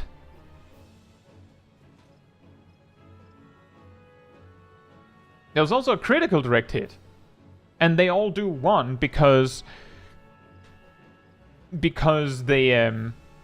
Black Mage's weapon, like Black Mage's strength stat is so low that it is below the threshold. I believe both White Mage and Astrologian actually are also going the same way. It's just that they have slightly more strength than a Black Mage. So, like, they've started to lose damage. Like, their auto attacks have started to weaken. But they haven't quite reached 1 yet. All weapons scale off strength unless it's a dexterity weapon, right? Yeah, pretty much. It's like all weapons scale off strength unless it's a ranged physical or a ninja.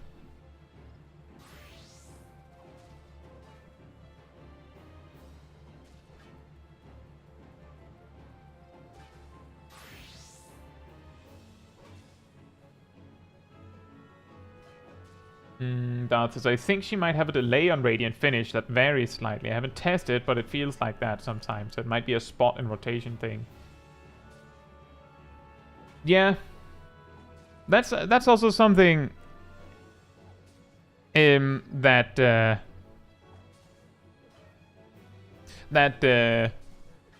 we have talked about, is that if she can make it spin 5 times, does that mean that if she's going to spin it 5 times, does he spin faster when it's 5? Or does it delay the next mechanic, or like what gives? Because obviously if she's spending more time spinning, it delays the next mechanic. So how does that work? Also Matthew and Gabriel both saying Viper soon.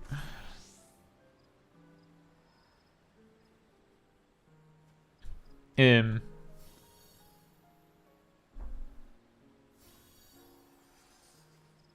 don't know, what I mean is not how fast the fans actually spin. It's more like maybe Azema like does the animation that makes them spin like slightly faster or something. Hey Amos, hope you're doing well. Right, we got Aglaia again. We can do this, and then if we get Thalia again after that, we will queue specifically for Euphrosyne. What do we have? We have one healer and one tank.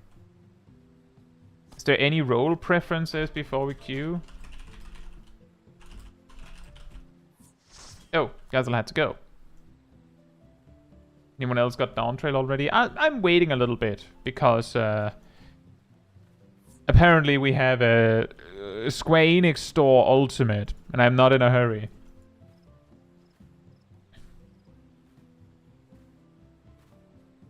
You too, Rust.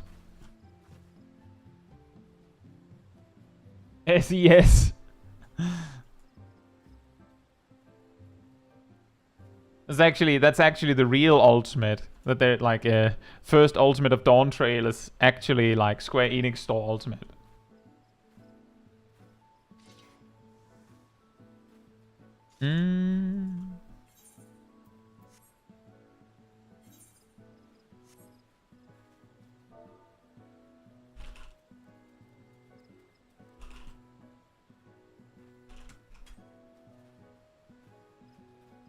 Does anyone know the last day it counts as a pre-order? Is it the day before early access? I'm pretty sure it still counts as a pre-order if you buy it during the early access period. Don't quote me on that, but I'm pretty sure it does. So like if you're in the middle of the early access period, go, actually I also want to have early access. You can just pre-order then. Don't recommend doing that because like, you know, if you wanted to play in the pre-order period, like in the early access period, then, you know, buy it before the early access period.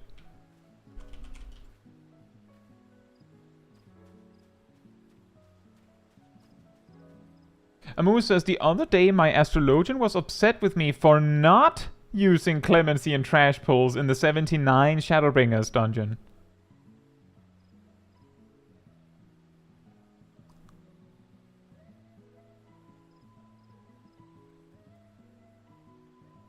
Weird. What? That's a weird one. Huh? Nani? Now that's a weird one. I mean, I get it. If the astrologian is struggling, I can see why.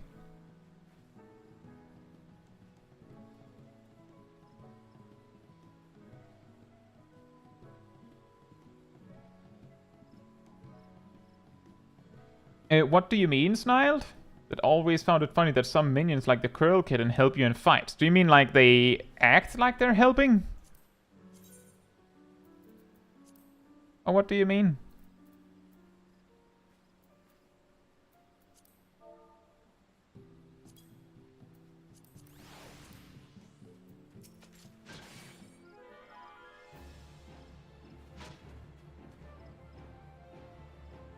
The attack. Well, I mean, yeah, does 0 damage, but I appreciate the enthusiasm. I didn't actually know that. I never noticed that. That's pretty funny.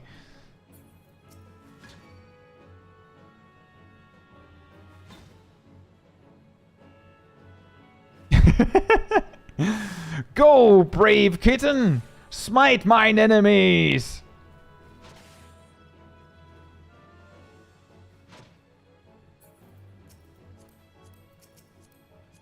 Thank you for that fun fact, Sniled. I never noticed. Partly because I rarely ever have a minion following me. Apparently Wind Up Estinian will also fight? That actually doesn't surprise me in the slightest. Does he use Stardiver?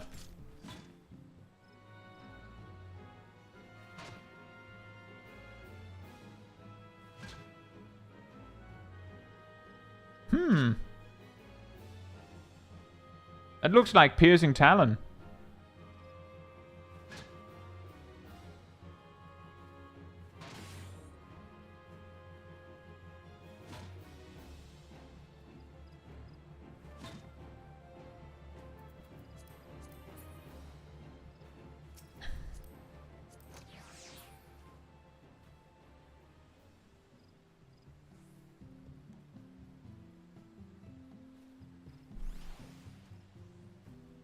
Right.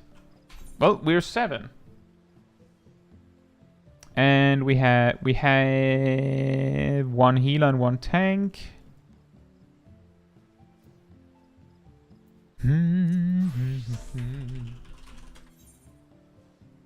Hey Vicels, hope you're doing well. When will we visit OCE? Well, we will visit OCE on Thursday for tea time. And also have something next week. Gabriel says, I wanted to ask, would you tell a healer sprout in a Heavensward dungeon to actually DPS too?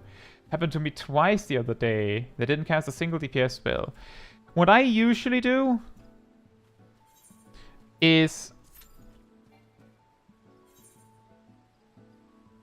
Oh, I will change.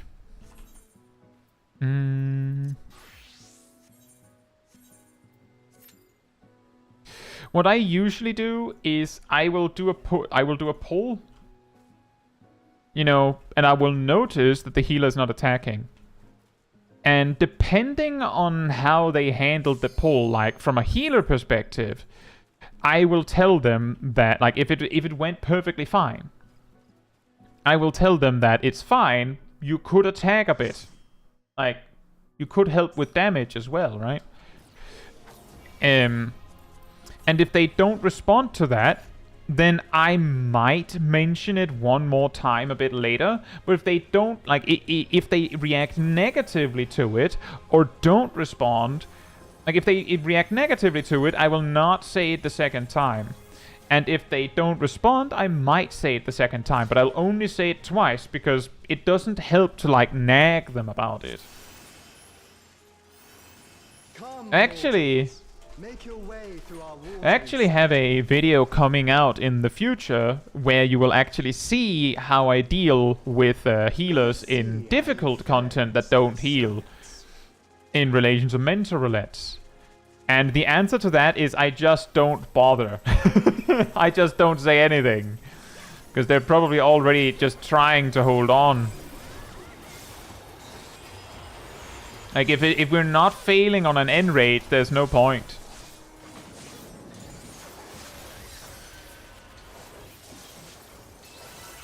Or rather, there's no need.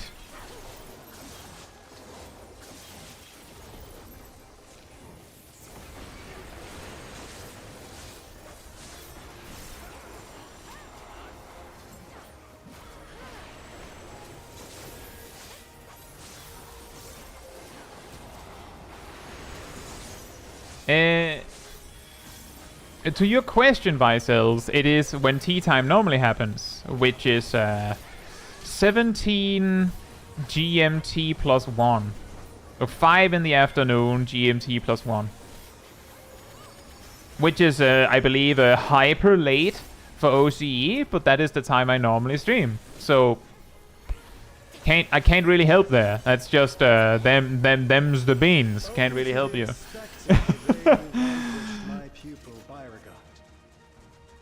It shall be my pleasure to welcome you personally. How nice, Zach. Congratulations. With the luck.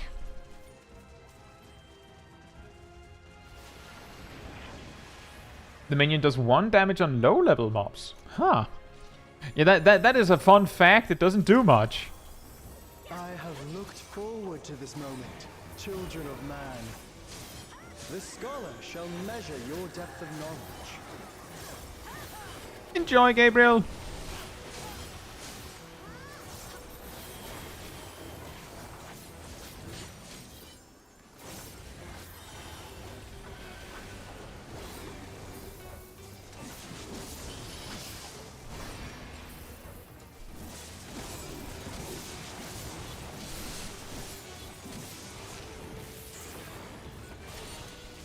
The rivers rage at my behest.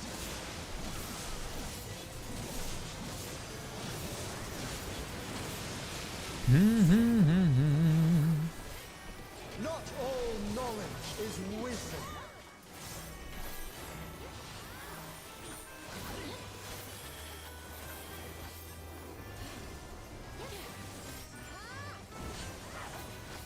As what answer will you arrive, I wonder?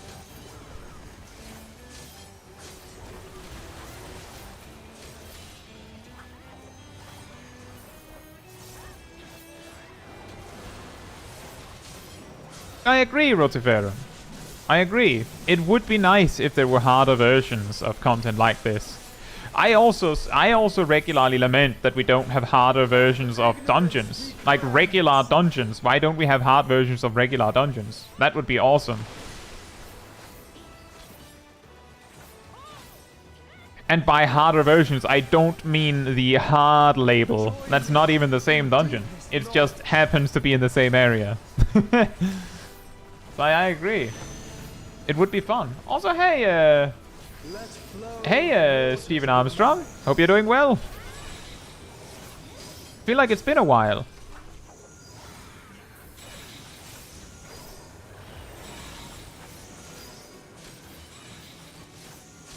Or maybe it's Mr. Armstrong.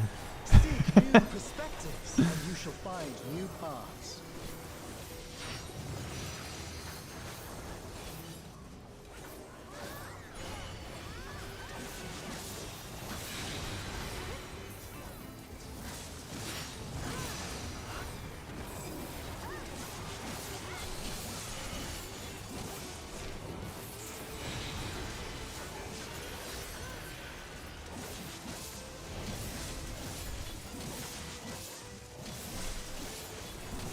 Well, I think I might be able to explain that, Cole. All alliance raids that predate Shadowbringers were from back in the jankier days of Final Fantasy XIV. Back when you had things like enmity management, Reveal their nature. which of course made things harder, like baseline, as a result.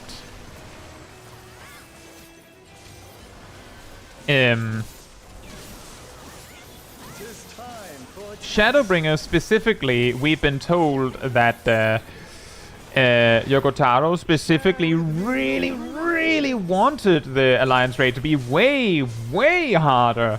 So the reason why it is quite hard is probably because it's slightly higher tuned than they'd normally make it.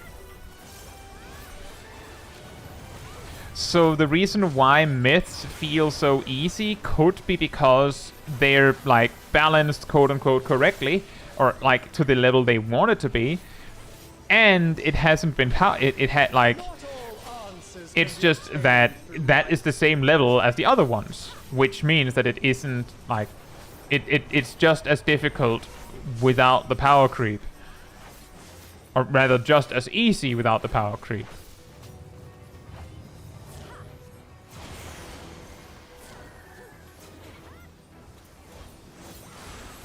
That explanation is obviously not very good, and it doesn't change the fact that to you it feels way too easy, but yeah. Let us enlighten one another.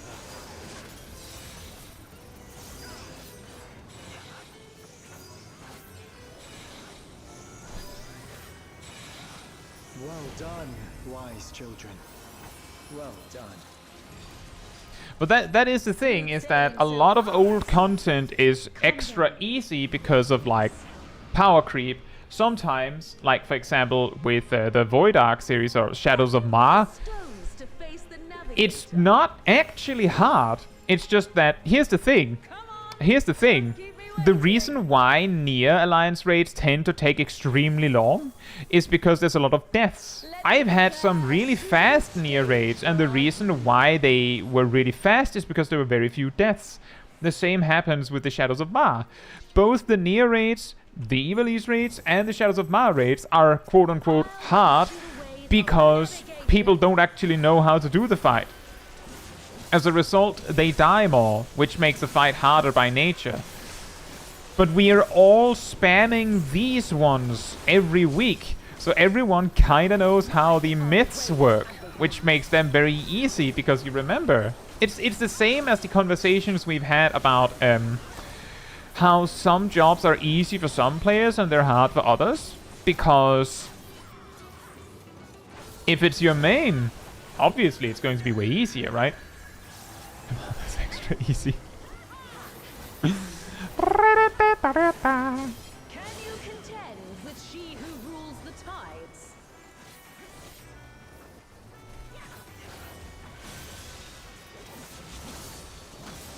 My trident parts the very sea.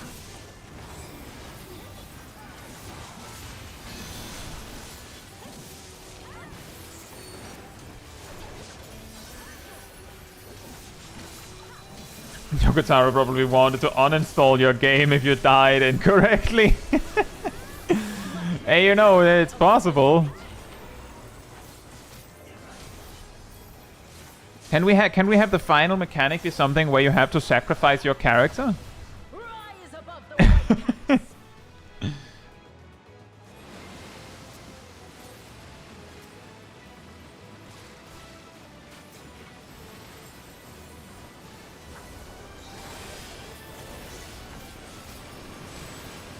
Yes, they did, Sniled.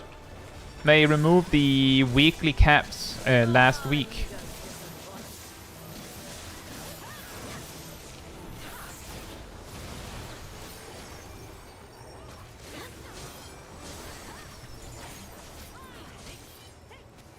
Like the stormy seas, I'm a harsh mistress. Apparently, we also removed the ability for my chat overlay to function. I'll get it in a bit. I just need to not die to this.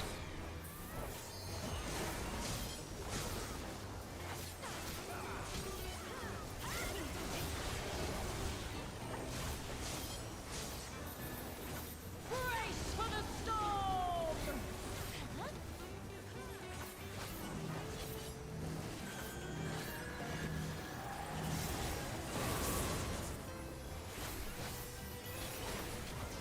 I trust you don't mind if they play too. I don't know, Cole. The thing is, a lot of boss mechanics can be boiled down to what you're saying there. Join us. Like, just left, right, in, out, and all that. When it really comes to it. So eventually, like, there's also the thing that in actually hard, like in easier content, there's a lot of a lot more quote-unquote limitations to what you can and cannot do with a boss without making it too complicated. So I think maybe what you're experiencing is more the fact that you have become better at the game and started to recognize all these patterns so well that all of it feels samey. Because if you really boil it down, most of the mechanics in Aglaia are also left, right, in, out. Hey, my clever serpents.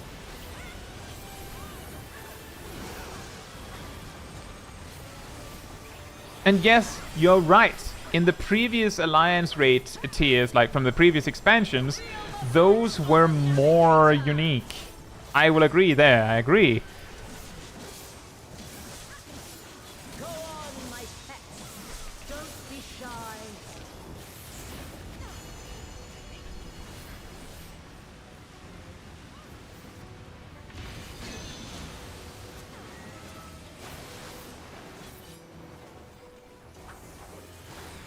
But yeah, it is genuinely a case of sometimes you have, like, it's just you've grown out of the more quote-unquote casual content difficulty. And now it doesn't feel challenging anymore.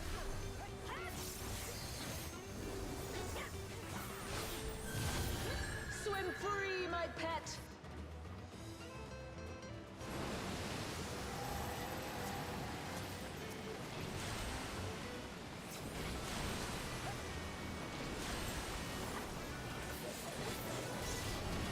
That's also true, Lukadamaji. There's also the part that Scathach specifically has a lot of unfair mechanics. To you and yours to And navigate by this unfair, I mean by,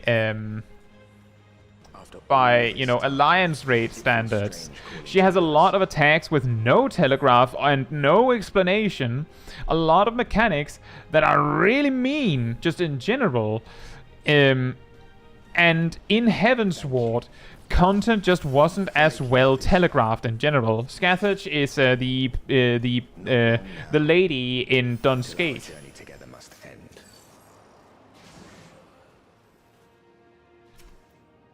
end. For example, she has a mechanic where if you're not standing still when she starts casting it, you get a dot. A really mean dot, by the way. But it doesn't really explain that. You're just supposed to know that. You might feel like that sounds familiar because we've talked about exactly that before. You're just supposed to know that. And sometimes that's like a classic in Savage raiding, because you're supposed to learn that and then know that. Strong are they who roam.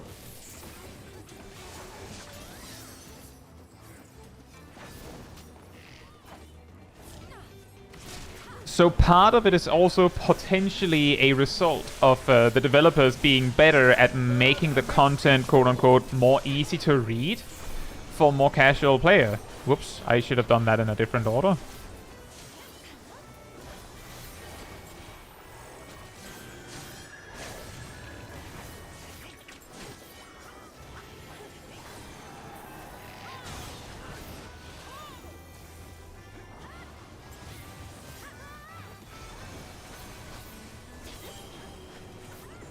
The last fight in Dunscape includes that weird thing with the gate you have to attack, but it is actually a real fight. The boss is perfectly capable of one-shotting the tank if you do things incorrectly. You must persevere.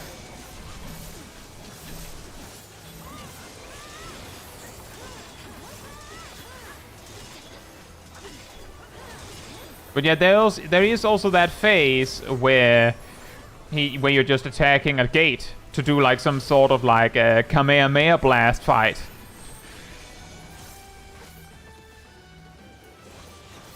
But that is more like an intermission.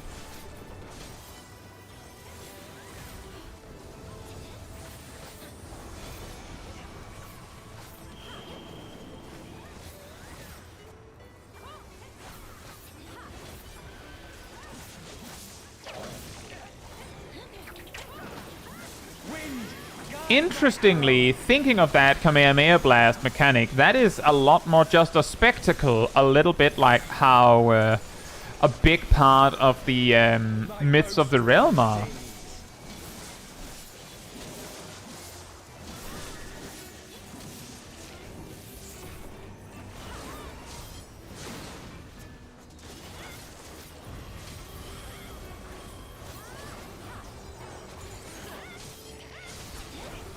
Hey, Boat. Hope you're doing well, and hope your Obo plushie is as well. Overcome this.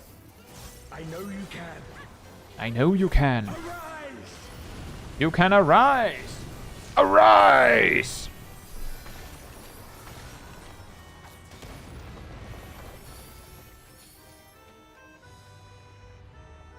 Well, the thing is, Darth, in non-savage content, the bar is not supposed to fill. Strength shall be returned to the start. I believe it was last week Thursday for the solo challenge stream. We had a little bit of a discussion about what actually happens when the first boss in Fell Court of Troya fills its bar. What happens? Does anyone know? Does the boss one-shot you? I know what happens. Everyone who watched that stream knows what happens. Anyone want to take a guess at what happens? That is actually a hard enrage. Now, does it one-shot you is the question. Those who hesitate are lost.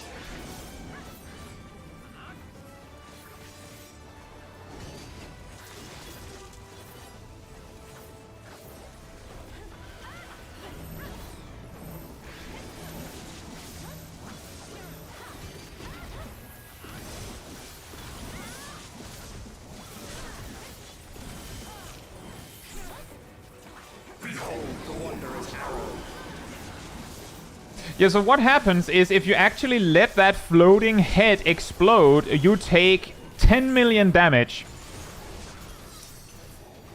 And it cannot be mitigated. So, yeah, a casual, regular dungeon with a hard enrage But the DPS check is so incredibly low that I don't think I am curious. Yo, actually, yeah, that's true. He does it twice. Yeah, he actually does the attack again, just in case you survive the first one. It also hits through invulnerability. Yeah, it can technically be shielded, but all hardened rages can actually be shielded. There's just no way you're getting 10 millions of barrier. Traverses, didn't you take slightly less from your defensives? I took slightly less because I had a barrier.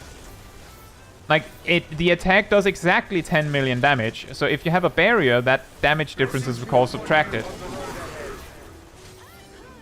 Blessings be upon you on the road ahead. Have Python pull or something. Blap. But that is actually the case for all hardened rages, that if you happen to have a barrier up when it happens, you take that barrier less damage. Like, you're still dead.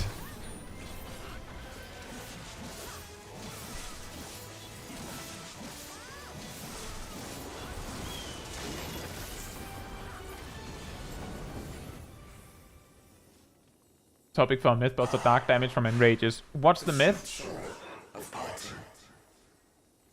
I beg you, stay the course to the end. What is the myth to be busted, Jacob?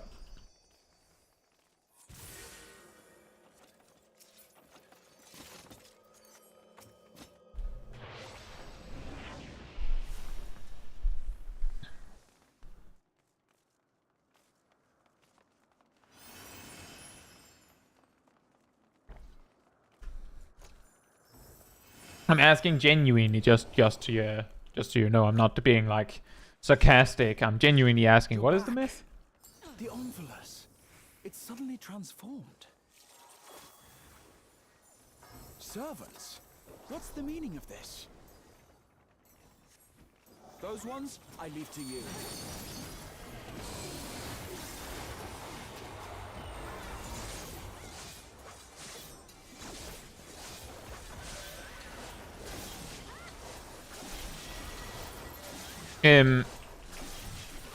Just in case it is about this, I can tell you for certain that in most cases, and that of course implies there are exceptions, and yes, there can be exceptions, unique damage, also known as dark damage,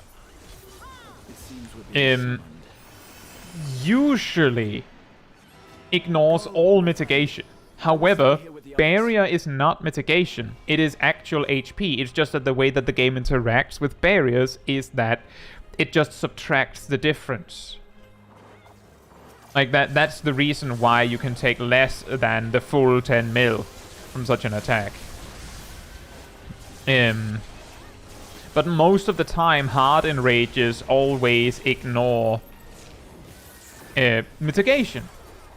So usually the way you survive a hard enrage is by having more HP than the attack actually does. And sometimes the hard enrage itself, or like the DPS check failure or what have you, just happens to be weirdly undertuned. A particular example of that is Hell's Lid, where the turtle at the end, if you fail his DPS check, then he does not enough damage to actually kill you. For some reason.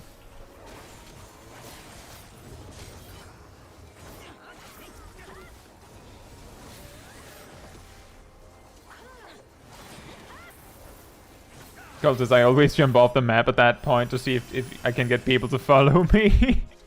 That is pretty funny. I'm usually Sip dies somewhere when there is a ledge right at the end of a boss because he's trying to use rescue to drag someone with him. Jacob says, I know blue mages had issues with Alexander raids due to dark damage. Yeah, that's true. I believe it was like a tank buster or something like that. That just does like true damage, or well, unique damage, or whatever you're gonna want to call it. Dark damage, burger damage, POW damage.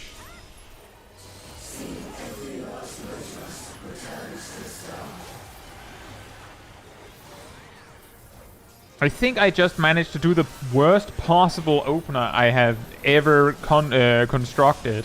I used Gluttony without Death's Design,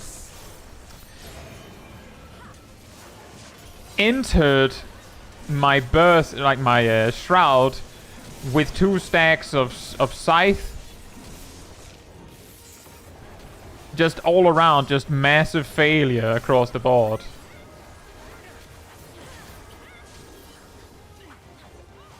As teachers say, do as I say, not as I do.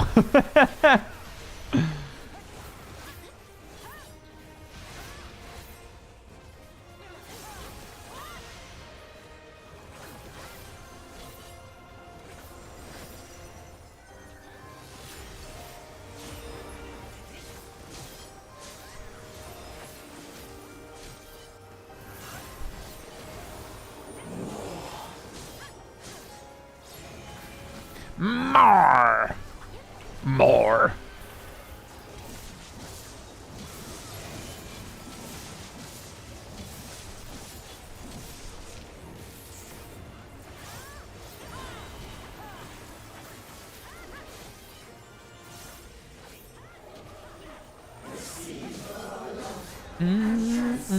I didn't actually see what the third one was, so let's hope my raid team did.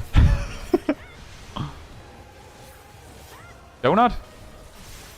Hey! Guess the boss mechanic. New weird kind of challenge for you all. Do a boss with random mechanics, but instead of looking at the boss, look at what your group is doing. And just do the mechanic based on what it looks like everyone else is reacting to. See if you can make it work.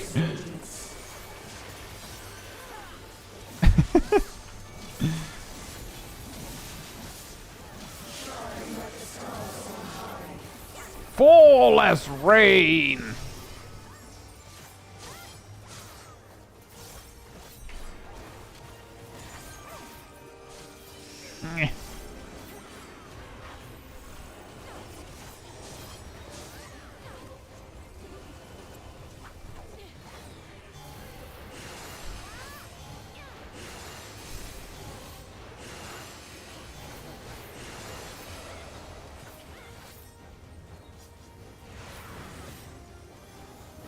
Yeah, that was kind of also what I was going with, Darth, is that usually the last one in the second set is Donut.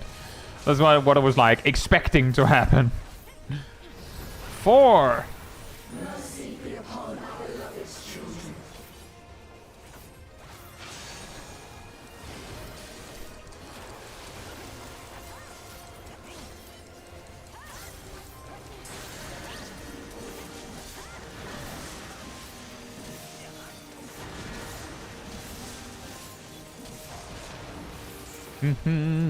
I'm goofing up a lot of order right now.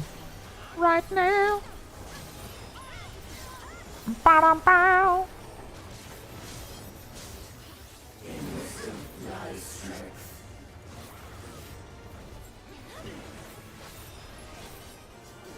Left?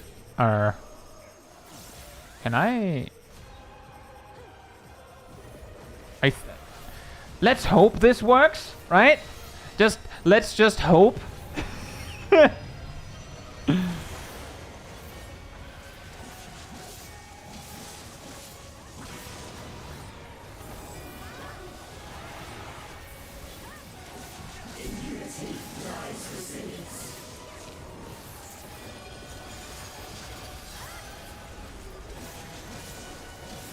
Just like one toe back where I'm supposed to be and it just works. It just works.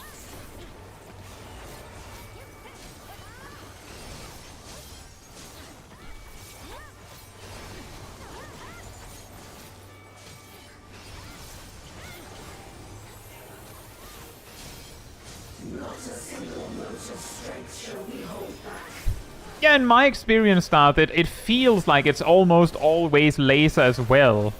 On the orb versus laser thing on Nalthal. It's almost always laser. However, pretty much every single time it has actually been orb, something has gone terribly wrong. Because everyone just assumed it was going to be laser. So, in a weird, counterintuitive way, by making sure that it is almost always laser, they made the mechanic harder. Because people don't expect it to be not laser.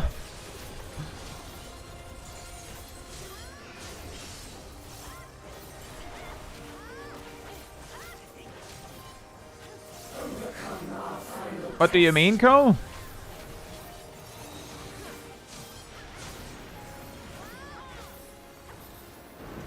You might be right there. Interesting.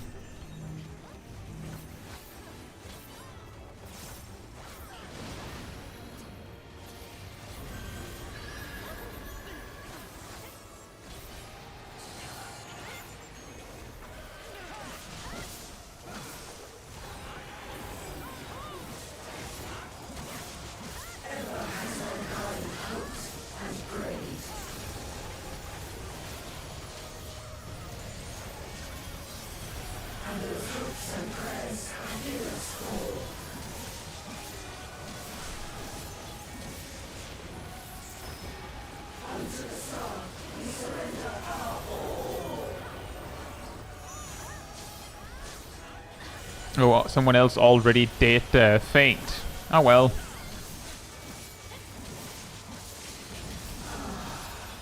Well, I was just about... I had scheduled the melee limit break for after my Enshroud, but it looks like Zav got it.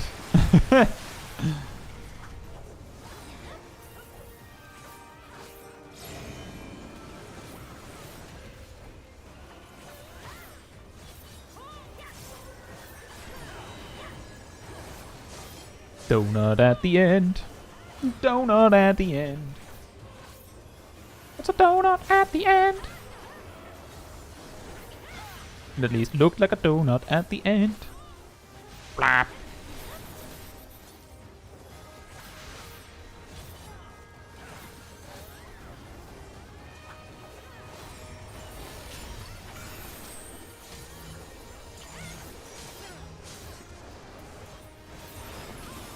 Hey, GV. Hope you're doing well.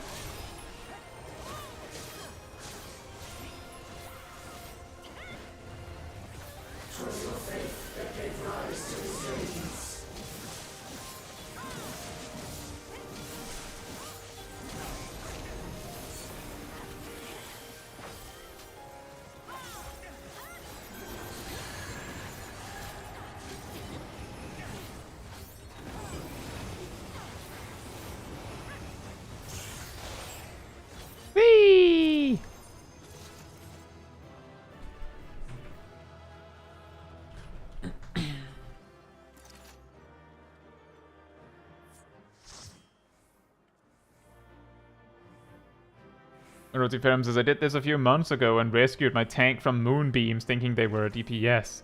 Got scolded. Didn't touch my rescue for weeks. Granted it was 4 AM. Wait, why?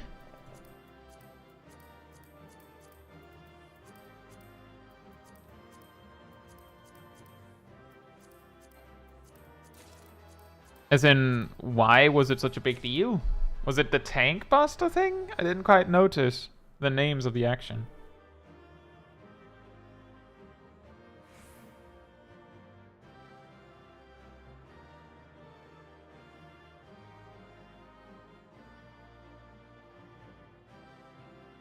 But yeah,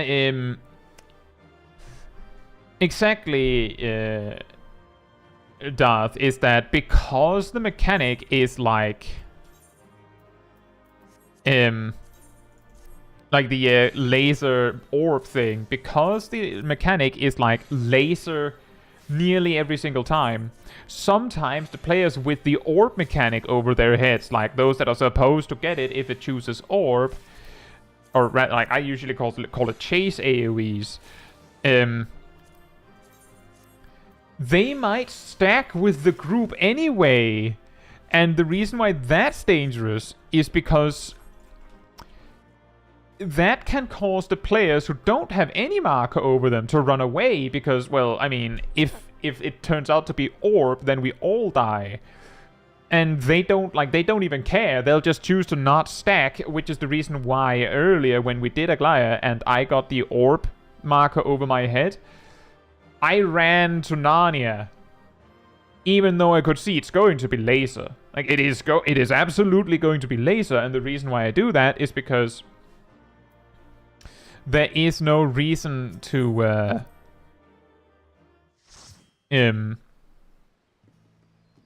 there's no, like, that one person extra almost certainly isn't going to make a difference. But if I go in the stack, there's a reasonable chance like 2, 3, 4, 5 people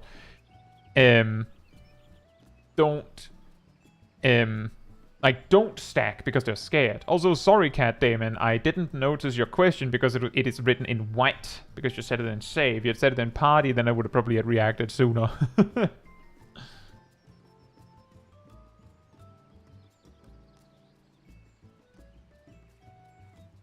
The one where Menfina's moons circle around the arena. Oh. I don't understand why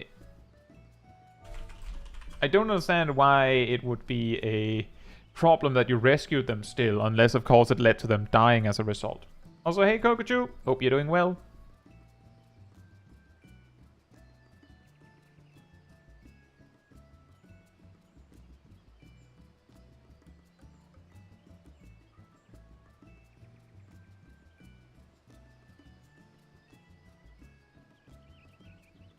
Silverman says this was probably asked already before, but would you be up to do small kind of stream on OC as well, so we on NA can join you for once?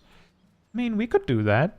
That would of course come with the massive asterisk that for some reason all of the jobs that Small Kai has, except Black Mage, are like relatively high APM. But we could do that.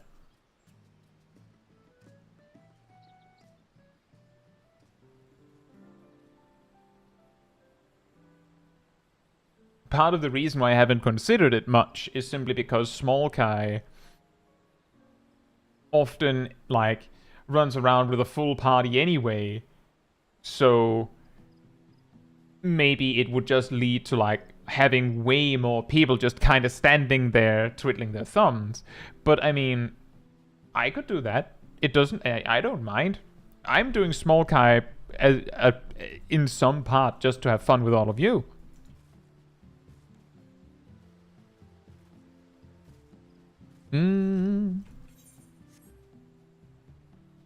So that is a good idea. We could do that.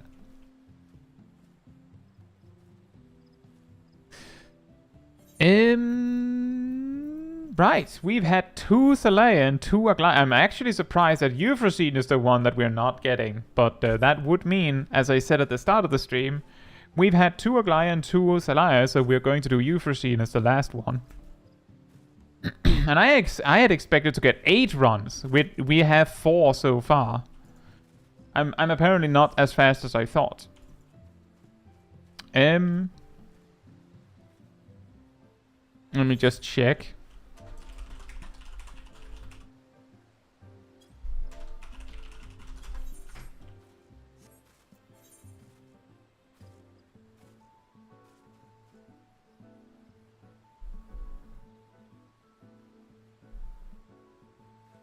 Traverse says it's sad, but a large part of the community wants rescue removed. I've saved people with it only for them to get mad that I used it at all and accused of griefing with it. And see, that is actually the part of the problem, is that for each person who uses rescue to legitimately help, there's like cases where the rescue was used in a situation where it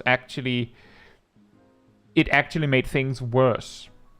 Or sometimes it was pointless because, like, here's the thing. If you rescue when the person had to have already moved, then what you're doing is stun locking the person for 1 second, but they still get hit. So there it just feels, like, annoying, right? sometimes people die as a result of someone legitimately trying to help. Like in the final Nier raid, the first boss, the one that does like the thing where it summons cubes and then knocks you back into them, I had one run, like, see, here's the thing, I remember this, right? I had one run back in Shadowbringers when I was doing it weekly, where I got killed because of someone who was trying to help. I stood out in the middle of nowhere as far as they could see, but I knew I was going to get knocked back to the cube all across the arena, and I knew that that was a better position to dodge the second knockback. So I just stayed put. Then what happens is that just as the knockback is about to happen, the person uses rescue on me, which drags me across the arena. So, like, basically, imagine that I'm standing here, right? Like, if we imagine this is the hole where you die if you fall through, I'm standing here. The person helping me is standing, like, you know, like here. They click rescue, so I'm here, and I get knocked back, and I die as a result. Every single time I did the Nier raid after that one time, for the rest of the expansion, whenever that mechanic came up and I was trying to be clever, I used my knockback immunity to block a potential helper rescue. See, the thing is, the problem isn't the helper rescues that are genuinely good. The problem is that sometimes you can rescue and it makes the situation worse. And there's also a lot of people that use rescue to be funny. Like the cases where people rescue the tank into the raid, right? As an AoE tank buster lands and things like that. The thing is,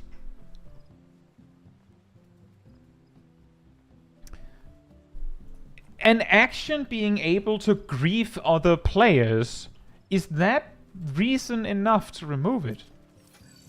Because a lot of the unintentional griefing, like the case I was talking about just now, where I died as a result of a rescue, that would have worked if rescue didn't take 40 years to resolve. Like, they could make rescue a million times better if they made rescue go this fast. Right? If they made it as fast as Icarus, then rescue would no longer be a problem. Because most of the deaths to rescue or failures with rescue is people using rescue when it's too late. Because rescue takes like 3 seconds, it feels like, to actually move you where you need to be. It's far too late, it's far too slow. If they made rescue way faster, then it wouldn't be a problem nearly as much. And if rescue worked faster, there's also a potential chance that it would be harder to grieve with. Like, just make it so that one, you can't use rescue if your feet are not touching the ground, and then make rescue like just yank the person right in front of you, like right next to you. Then you can't pull someone off the arena with it, because if you're in the middle of jumping off the arena, then you can't use rescue. And you can instantly transport someone to you if you need it. I think that would make it better. And that would be way better than removing rescue, in my opinion.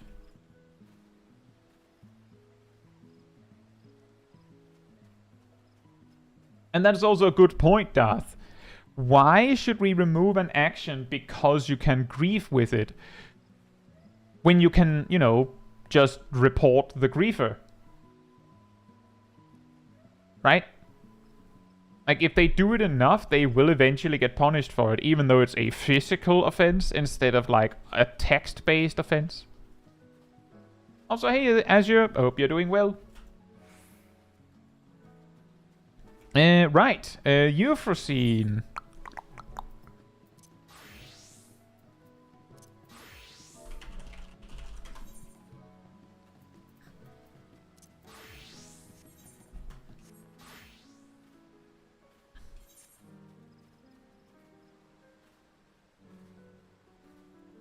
That says a tank could just chase someone with an AoE tank bust of the same thing. Exactly. Do they now have to root tanks or remove AoE tank busters? Exactly. Like the problem there is just that the offense there is that rescue allows a healer to choose to grief the raid with the tank, where the tank could have just done that themselves. Like, for all we know, when those situations happen, where there's a tank with a circulate, like a big tank buster on them, and then the healer rescues the tank into the raid, maybe the tank is in on it. Unlikely, but possible. Dart says, as long as you comment in chat about them doing it, if you say nothing, they have nothing to report on. Yeah, exactly, is that... I mean, if a person gets reported regularly enough for, like, gets a lot, like, a pile of, like, weird... This person grieved with rescue reports, and, like, this name regularly pops up for doing that, then it's unlikely that the game masters have nothing to work on. Like... One person reporting a grief rescue on a person for the first time in ages makes it like... That's like an opinion thing. Maybe the rescue wasn't grief. But if you have like a person where almost every time the person actually is online, there's a report of like a rescue grief of some sort, then like it starts to be like there's a pattern, right? But indeed, if you have like a conversation in the chat that the GMs can read, that makes it a lot more obvious that there was something wrong here. Like, definitely. So like that is always a good sign to like talk about it in chat. Like, you know, leave a paper trail and all that.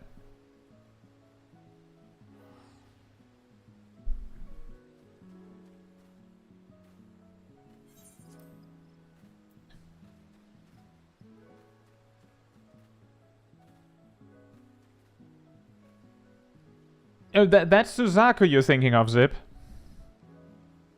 Ogni says, so they can't access the battle log? They might be able to access the battle log, but in the battle log they can't see that, they can't see coordinates.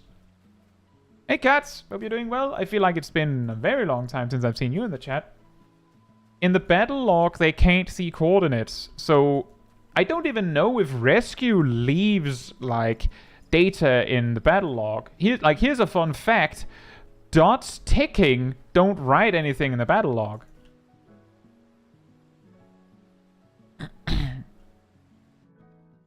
So if rescue might, there might be a log saying rescue was cast on this person by this person, but it doesn't say that the rescue first of all, it doesn't say exactly the millisecond. Maybe it might say the millisecond, but it doesn't, the entire context is still missing because you don't know from where to where necessarily.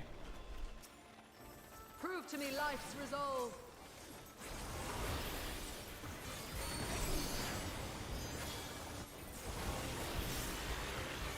So, they might be able to do something with that, but it's not... it isn't good enough. So it would be better to have the conversation. There's also the part that just because... Even if they had the exact coordinates of where one person rescued from another, it's still, opinion against opinion. As we've talked about before, is that sometimes people will get mad point at someone and say they griefed with rescue, even though the person, didn't mean to kill them. Or didn't mean to do anything wrong with it, which is why it is very good to have a conversation, because then you say, oh, don't grief me with rescue, grr, grr. And then the person can say, oh, sorry, that was a mistake. I didn't mean to do that. Now you have a solution. Now you know your answer, right? Now you know that the person didn't mean to. Although you could say, that a troll griefing intentionally could also just say that, right?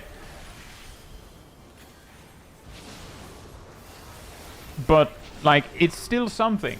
Let life flower. Talking to strangers in MMOs? What?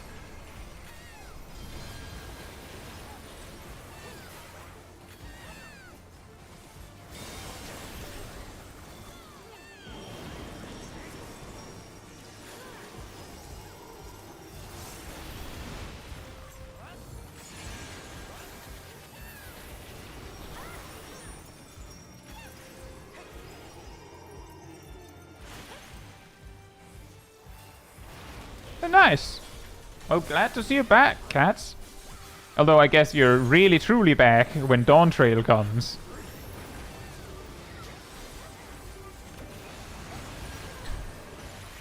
But yeah, that is a very good point. That, like, if you're playing with your friends, Mine is the breath of the earth. then you can just, you know, meme it up. As long as everyone's in on it, then no harm, no foul, right?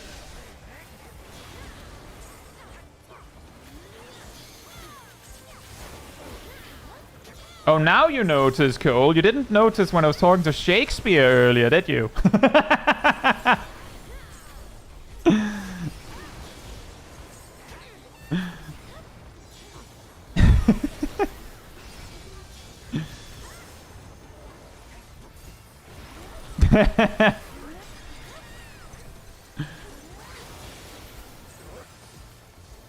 My heart rejoices for our union. Maybe you weren't in the chat then. It's fine. It's just for the fun of it. It's just the memes.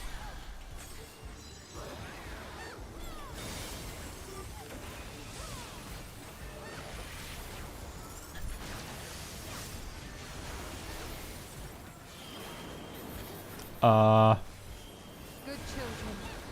These Nailed souls it. will rot away. Greed worth it.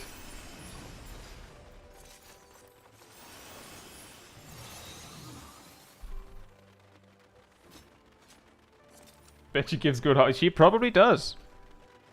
I'm sure most of the gods give absolutely excellent hugs.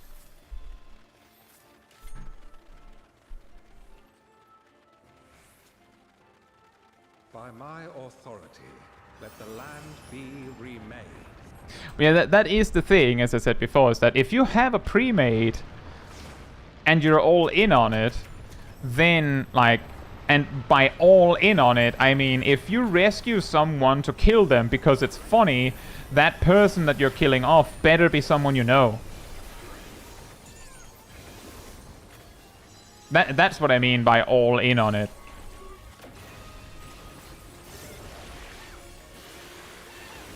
Not as in, oh, but if you have a pre-made, it's okay to meme it up on the other players. Nope.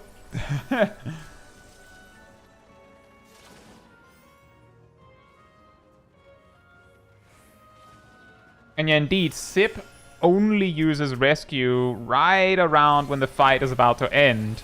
And he usually does it on people that, like, that he kinda knows is okay with it.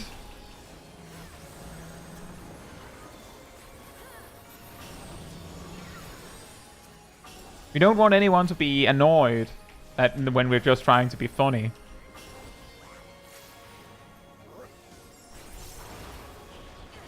There was this one time I got rescued into the donut hole on Suzaku in the middle of the fight. And I learned later that that was something that was like premeditated, like 30 minutes prior, that someone specific was going to do that. And in retrospect, it's really funny. Because the person that pulled me into the hole was a person that I'd never expected to do something like that. Like, you know, the kind of the person where you're like, they're too nice, they wouldn't do that. And then when I got raised later, I happened to also be healer, so right around when Suzaku was about to die, I rescued them so that, like, they just barely trailed the edge of the circle and didn't die. Like, just enough that it looked like I was going to do it back to them. But then I didn't.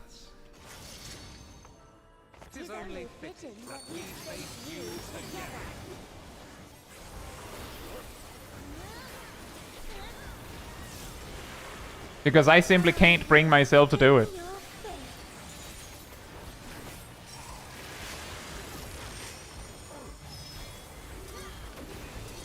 Oh, look! Incoming pyretic.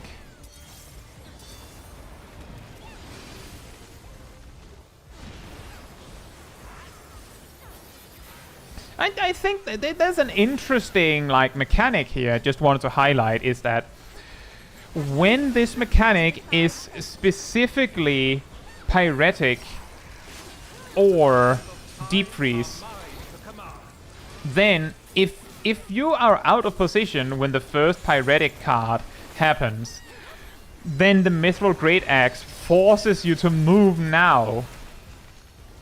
Or you get killed by the Great Axe instead. Deep Freeze, on the other hand, can snipe you if you didn't move in time.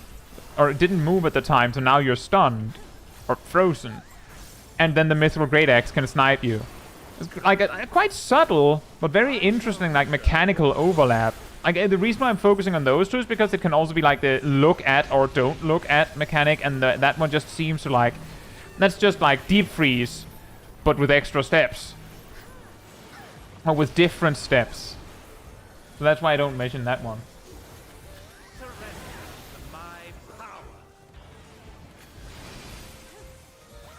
Myself asks about crafting and gathering guides. I have crafting and gathering guides.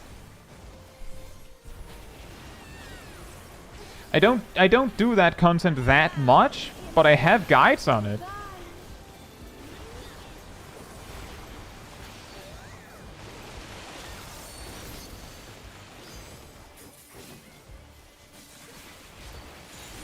But because I don't do that content very much, usually my guides on the subject are more like introductory.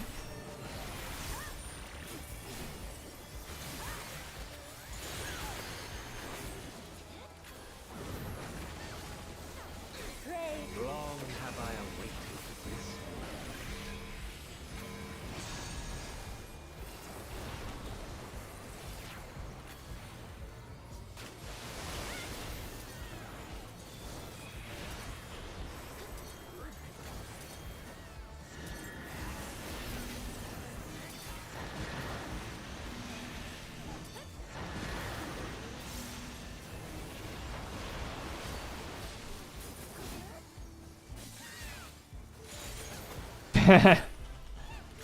Hey, Xanat. Hope you're doing well.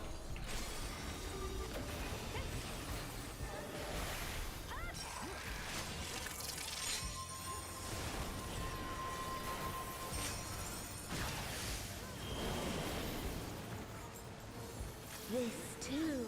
That was a lot of mechanics all at once, and then the boss dies. Upon the most exalted of battlefields. Both the wave and the card at the same time.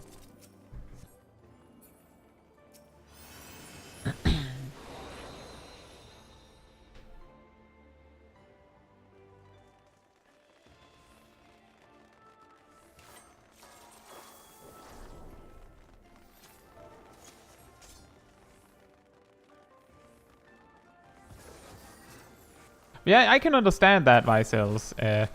Doing, like, gathering correctly, so to speak, like, optimizing it can be a lot. Especially because, like, it becomes like, oh, well, you should, like, level all of them at once, and then, like, keep these resources, don't keep those resources, do this, do that. It's a lot of, like, inventory management that can be extremely way too much, extremely fast. And because I've had my crafters and gatherers at least 80 for years at this point. Like, Endwalker came out and I leveled them 10 levels. I haven't had this problem of having to level all of my crafter gatherers from 1 in ages. But maybe one day we will level small crafter gatherers. But no promises on that one. I don't even know if we will be able to, like, finish, like, Hildebrand before Dawntrail. I, the Fury, shall test your strength of spirit.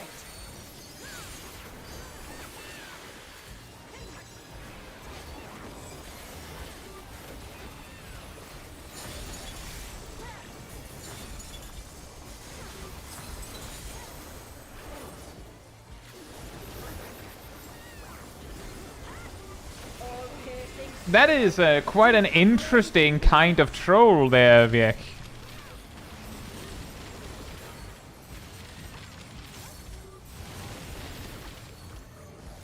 For glory, you must be prepared to render your all.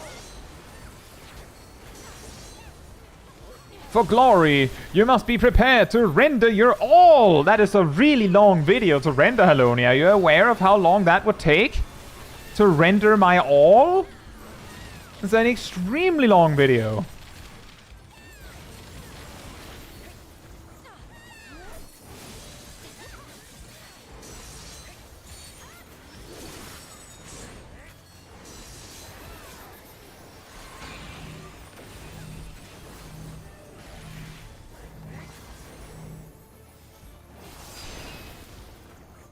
That was a good call on that bard. Like, they were nearly dead and they just kind of stepped out of the stack marker. I don't think I should be here.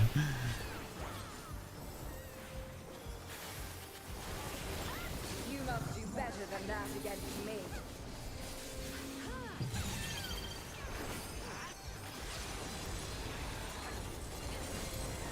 There are gathering leaf quests from 1 to 50. There are gathering leaf quests from 1 to 90.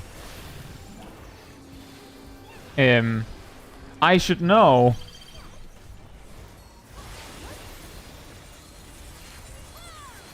Because I'm working on doing all the leave quests.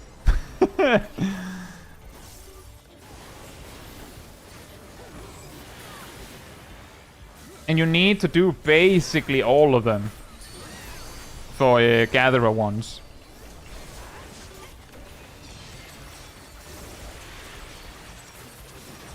To get the achievements, I mean. Victory must be seized with one's own hands. Bruh.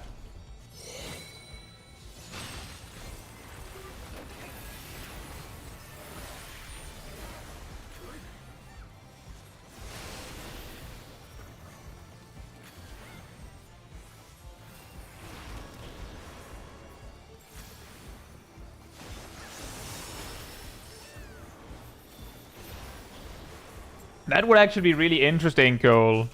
If, like, when she did that like, sets, that, like, every time she did it, it became a little longer. And, rather, not a little longer, based on what you're saying, it would be the exact same, just that it would go faster and faster with more things to remember. Mine is the easiest. Oh, I know, cats, but some of the achievements you can do step by step. To get all of the lead quest achievements takes like 7.5 years or something like that. But to just get like, you can collect a lot of achievements by just like doing something. Case in point is that you can get like, do all of the botanist lead quests. You can do that in like a few weeks, something like that.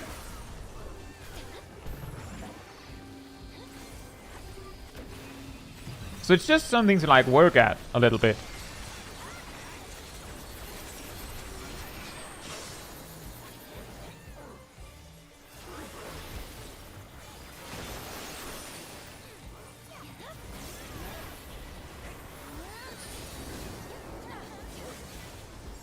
There is no retreat, only victory or defeat.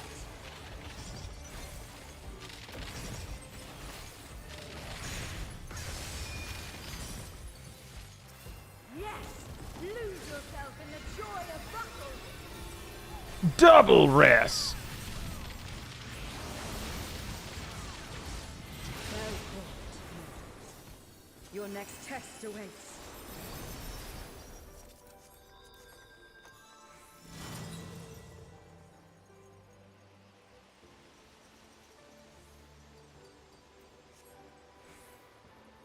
Mo says, I need to do Hildebrand. I'm still on AR, Hilly. So, the good news there are that once Dawn Trail comes out, you won't need to do Hildebrand specifically for relic weapons. Like, there's nothing you need them for. The bad news is that if you want to do it, it takes a while. Although, on the other hand, if you want to do it, you probably want to do it for the fun of it, and in that case, there's a lot of it, is a good thing.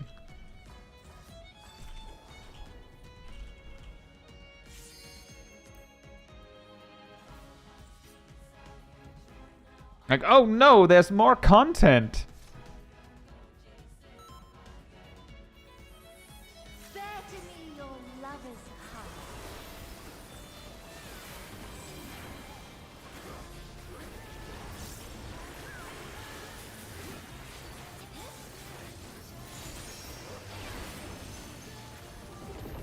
Ham says, if you don't do Hildebrand, you're not cursed with battle on the big bridge in Trials Red. What? Are you guys getting battle on the big bridge?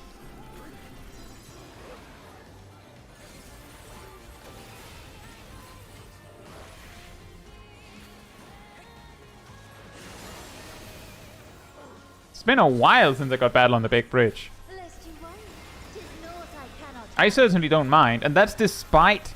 And you can go back and check this if you want. Back when there was a Mock Tomes event where the prevailing strategy was 7 blue mages and a tank on on the Big Bridge. I did that. And I did that for, like, I streamed it even. Prepare yourselves. I don't mind Battle on the Big Bridge. I think it's pretty nice. Despite that quote-unquote trauma of Mock Tome farming it. That says I get it about once a month, but always twice in a row. That is really strange.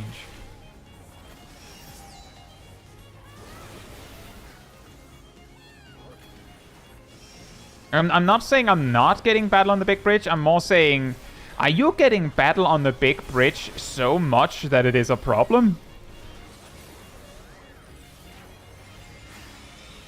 Like, that's what I'm going for. Hey, Punch Cat. Hope you're doing well.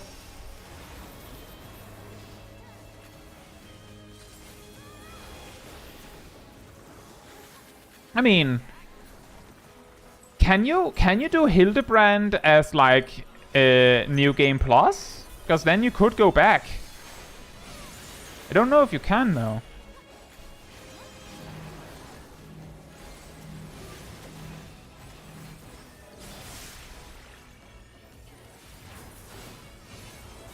You can! Oh, nice.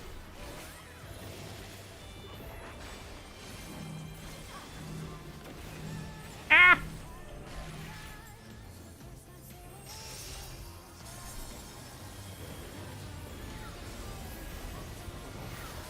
Love moves me to act.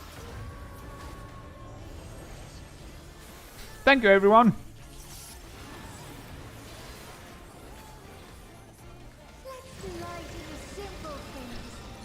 Let's delight in the simple things, such as cutting you to pieces. With two, like, half-room AoEs overlapped. Those are the simple things, everyone.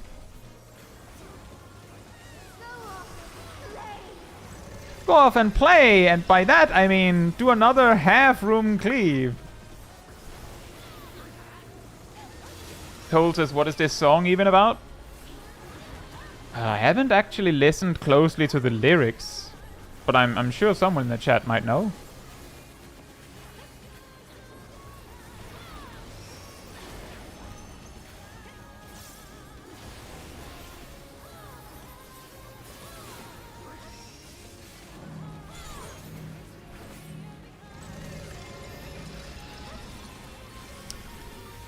Ow.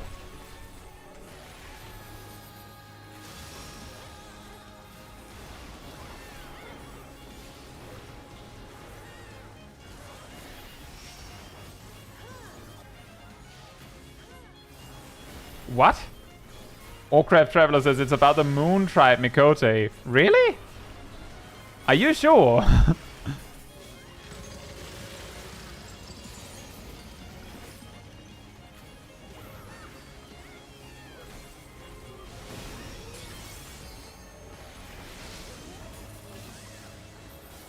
You're always in my heart.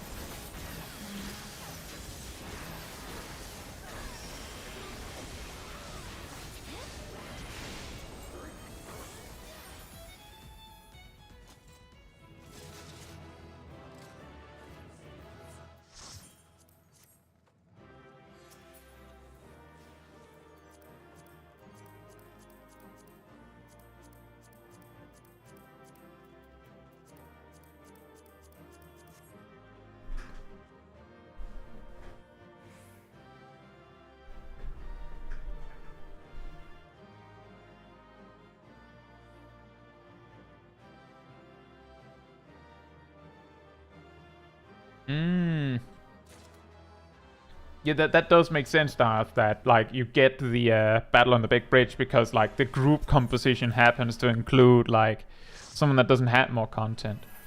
Like, that is also something that I regularly run into, is the simple problem that, well, problem in quotes, that because I bring, you know, a mishmash of 7 players with me, when we queue for Trial Roulette, there's a much greater chance that we get like an A Realm Reborn piece of content than we get like an Endwalker one, because, oh, there's that guy that doesn't have Endwalker done yet, or something like that.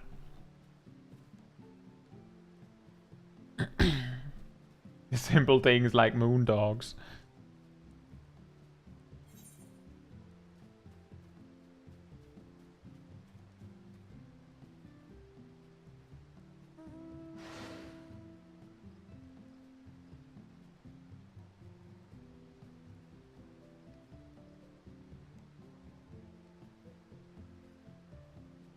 Which one of your comments, Gokuchu?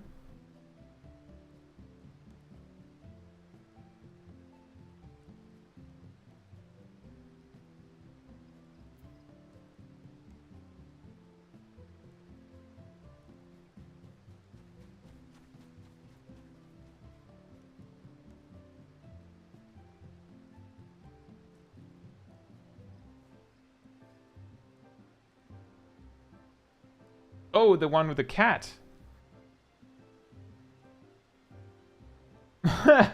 Using healer limit break on trash. Well, it was an expert roulette. So it's no big deal. Although sometimes what you run into is that someone really gets mad about it.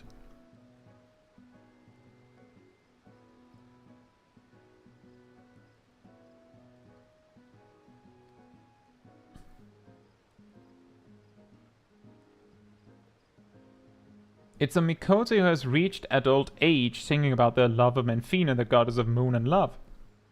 Oh. Well, that makes sense.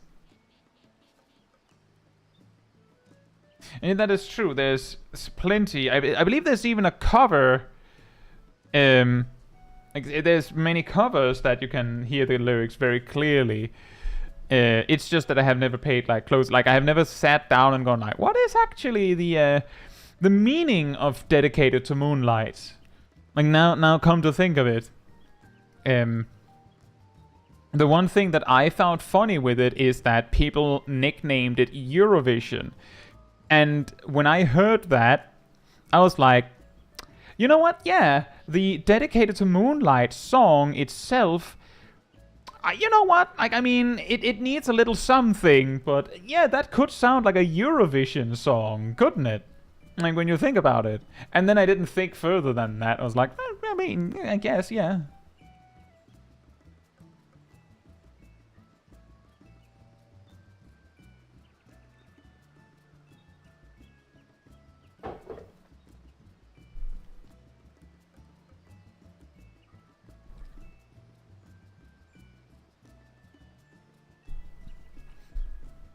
Yeah, Cat Damon, that dragon that Matthew is riding here is the mount you get for collecting all of the extreme mounts from Endwalker.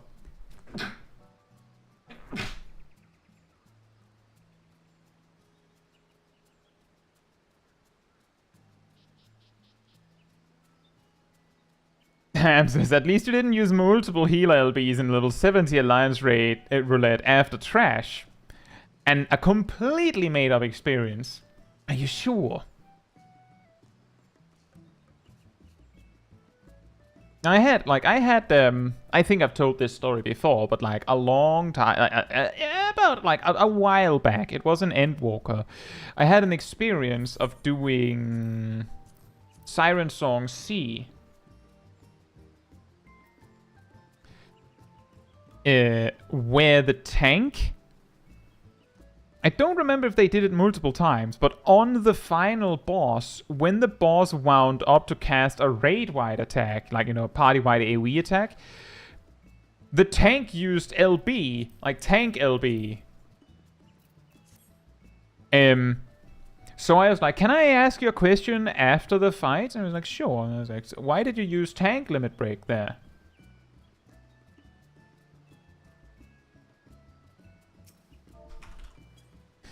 And he said, well, there was a raid wide coming, so I was protecting the group from the raid wide. I should do that, right? What I discovered then was, one, he didn't know the limit break was shared, and two, as a result, he of course didn't realize that sometimes tank limit break is just not needed at all. In fairness,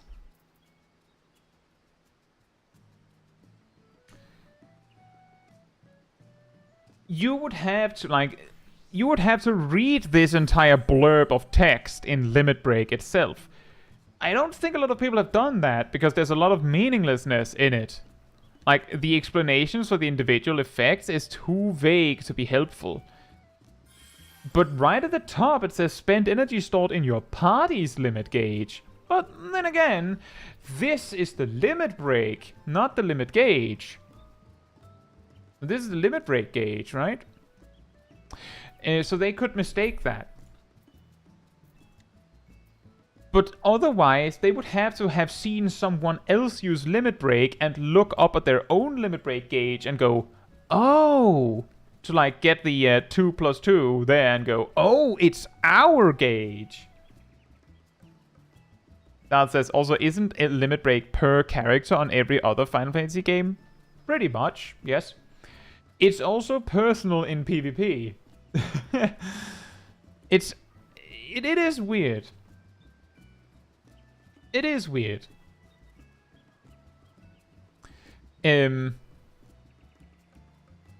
Sometimes it's like a mix.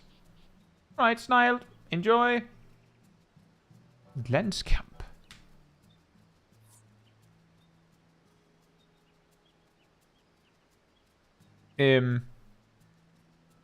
Sometimes you, like, in some of the games, it's almost like a party attack. I know in Tactics Advanced, if you have enough of the points that you collect to use, like, limit breaks, and you have, like, team members close enough together, when you use it, multiple characters will attack in, like, as a team.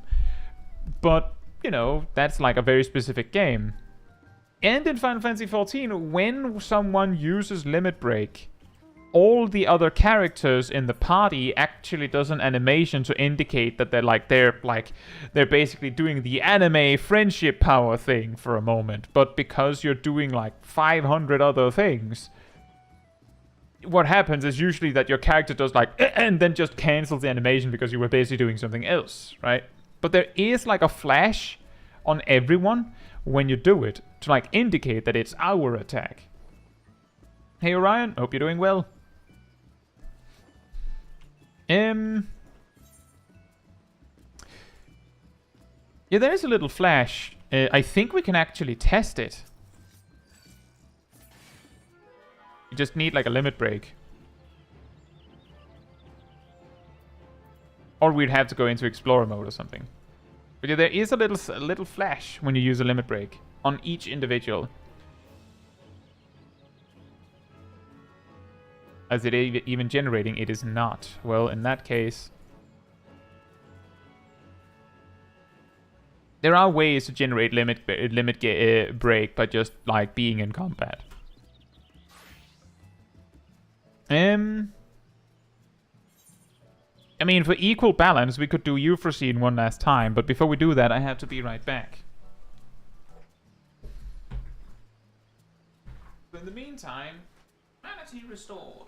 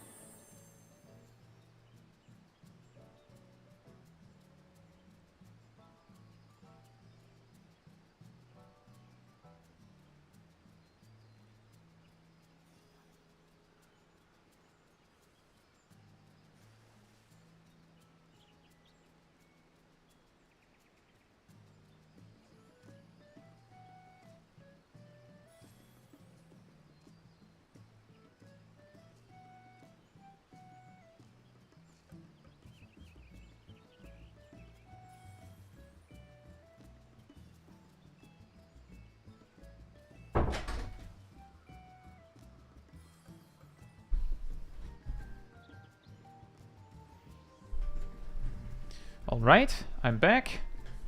That says, can you do multiple people in Explore mode? I've never even tried it. Yes, you can. I think you can be at most however many players are normally allowed. So it's generally 4 players, right? But you can bring multiple. Hey Fernando, hope you're doing well as well. You're also back. Right, so we will do Euphrosyne one last time. Do you want to come along, Graham?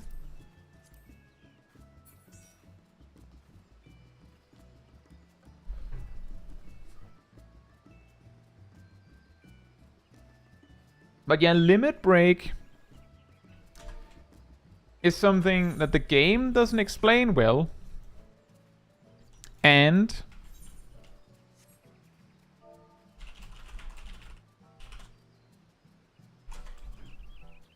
like the game doesn't explain it super well. And most situations where you're supposed to or need to use it. How long, Coco? Are situations where you are in a bit of a hurry.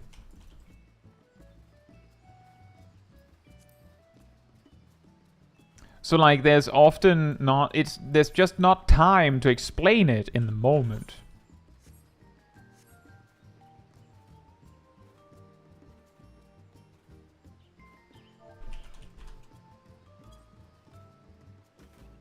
All right.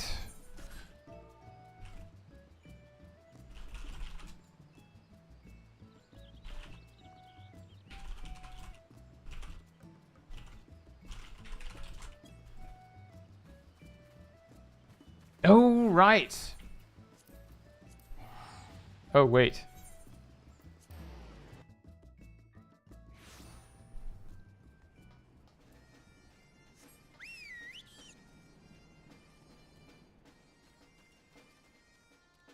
Elven wolf. Like one of the wolves in Elven Forest? Book get. I'm running low on second chances here.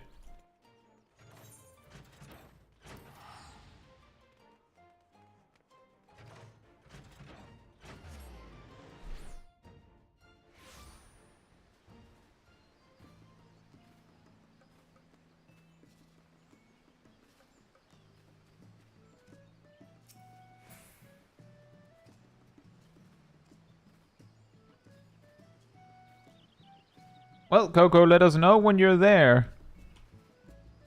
Doom, doom, doom, doom, doom, doom, doom, doom.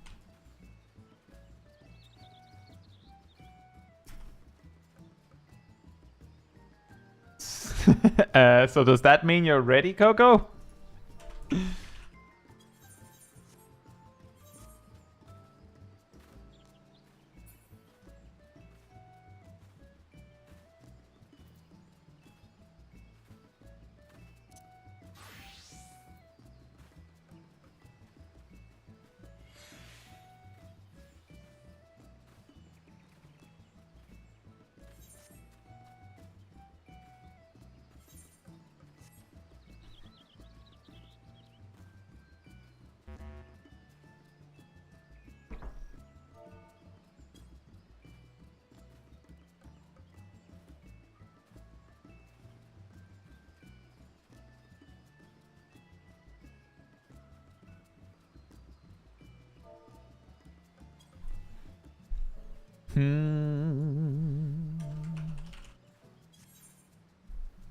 Did we lose Natsu?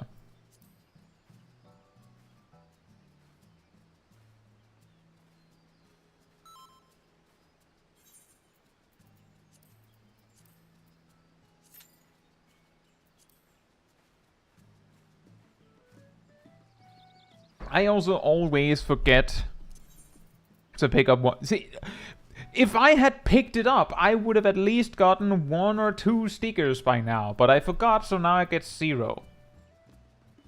You get nothing! You lose! Good day, sir!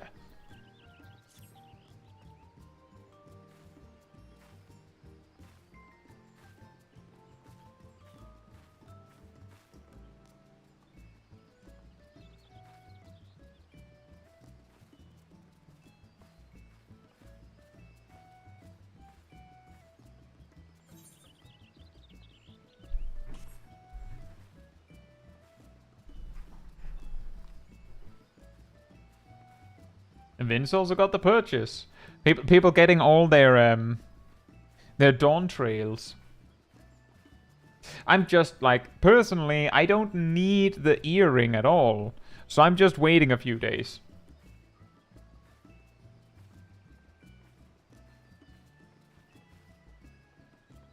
But anyone who has even a single job that they haven't maxed out yet could benefit from buying Dawn Trail early, so that you can get your earring to power level with, because it gives you bonus XP up to level 90. Very neat, very convenient.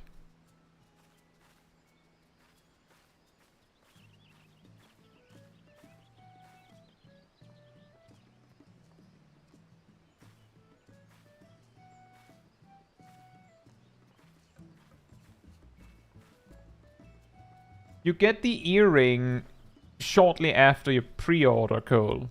So if you pre-order today, you might have the earring today or tomorrow. Yeah, same, Giriheen. What I would need the earring for is Dawn Trail jobs. Specifically like Viper and Pictomancer, right?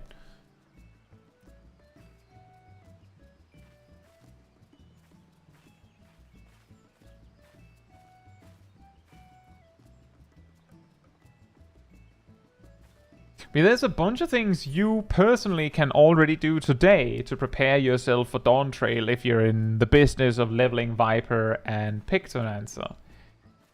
In that, if you have a Blue Mage at level 80, then you probably also have Crypt Lurker gear at level 80. Just, you know, make sure you have a full Crypt Lurker set, because while your Blue Mage can use the Blue Mage exclusive items as well, a Pictomancer cannot.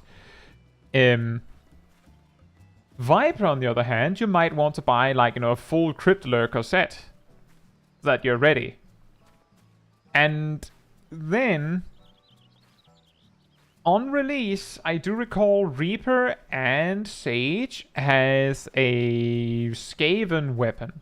So, like, level 70 weapon. So, presumably, both of these Viper and Pictomancer will have a Crypt Lurker weapon you can get. They will cost 600 poetics, so, you know, make sure you have the poetics to buy those if you want to start really well. And then at level 90, maybe there's a weapon there as well. So if you have as many poetics as possible, you can buy the weapon for both of them. And then you will probably have accumulated enough poetics that you can buy a level 90 weapon for both as well.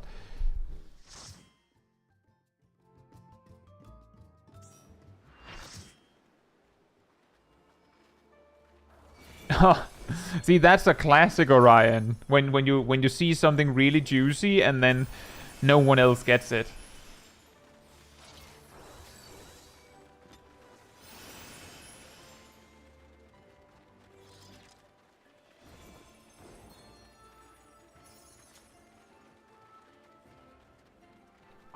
And yes, Vicels and Darth says, you could also get laser swords.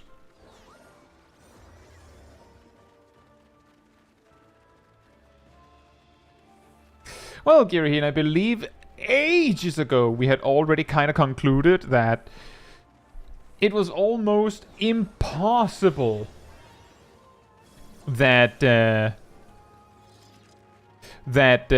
wouldn't be a scouting job. Oh yeah, and speaking of which, when it's actually like the week before, like the week where Dawn Trail comes out,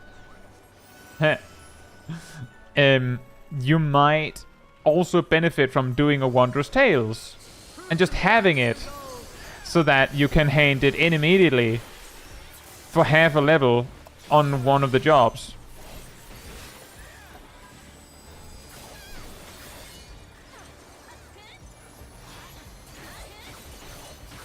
No true abundance.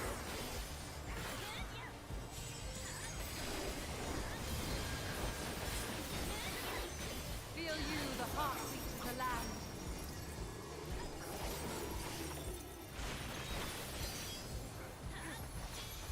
Max out your shared fates and what? Nourish soil. I mean, one way you could level Viper and Pictomancer is like that is a decent opportunity to like do some fates if you haven't done your shared fates yet. Or is that what you meant, Cats?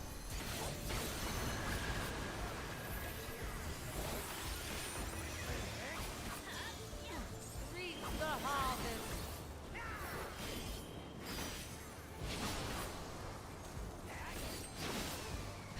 My best guess, Giraheen, is that they might be explained when you in the way that you unlock your like the bicolor gemstone vendor in each zone. Not sure. Oh right, collect some bicolor gems so that you can get the new stuff. Although on the other hand, you will probably get a lot of bicolor gems while like grinding the shared fate system for the new zones. But yeah, you know, there's nothing bad in having some on hand just in case.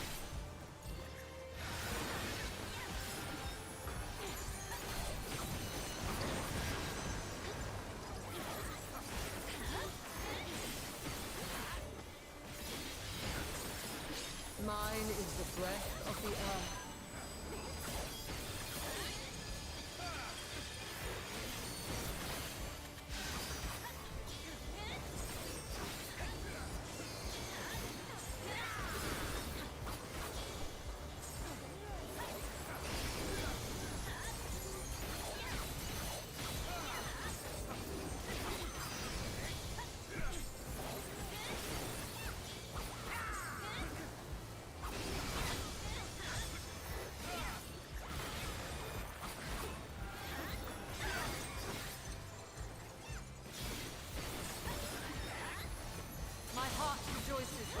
I feel like I forgot to reapply my Higanbana like 40 seconds ago. It's not very good.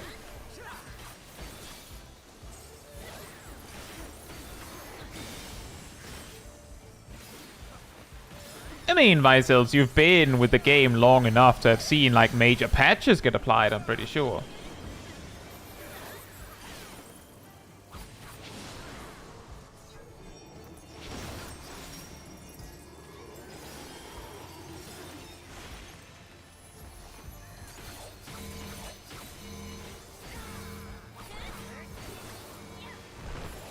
Good children, be strong for what awaits.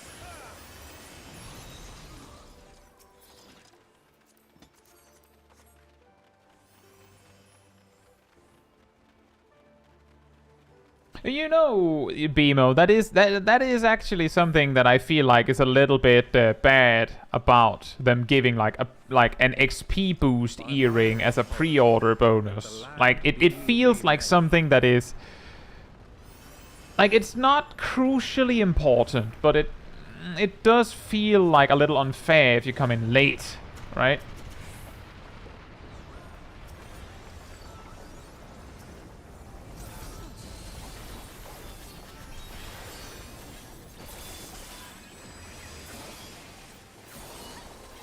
And it's just a case of, well, you missed the chance, now you'll have to wait until the next expansion to get one. Like, that feels a little unfair in some way. The only reason why it is not such big of a deal is that, I mean, it's not that hard to level jobs, right? It's not like it's an earring you needed. It's just, you know,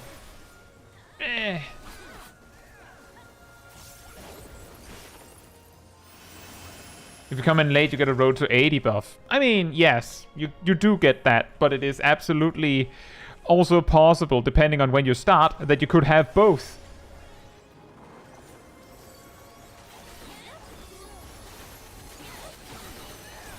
By which I mean you could have both a road to bonus and an earring. Which, by the way, some players will have now.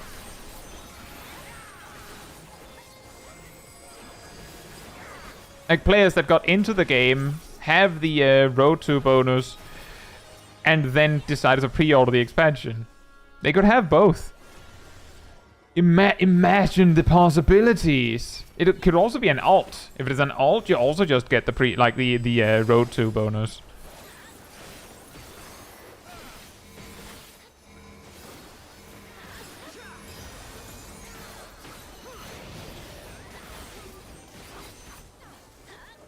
That's so nice, Steve. Finally, it's time to level all those jobs. And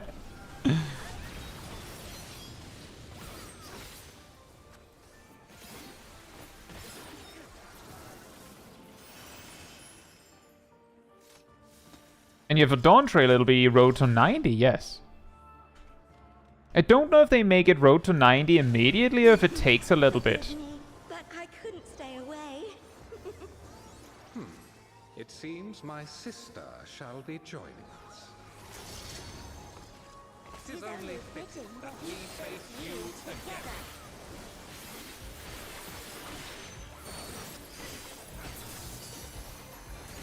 I will spin your fate.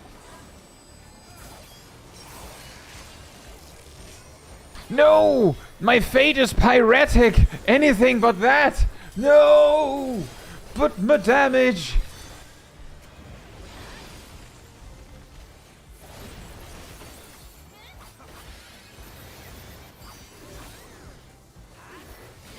Yeah, exactly, Steve. You will be way ahead. I believe Small Kai had road to buff and earring. And there were times we were like 20 levels ahead of the MSQ, if I remember correctly.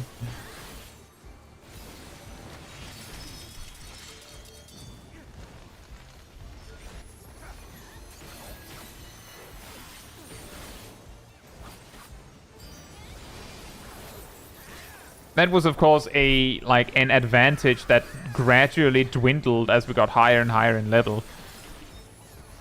I shall measure your work.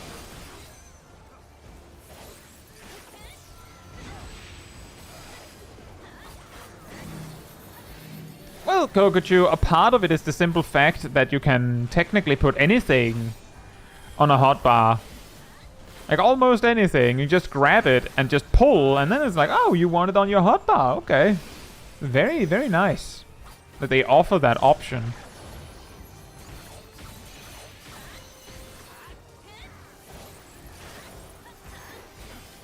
Drown in waters divine.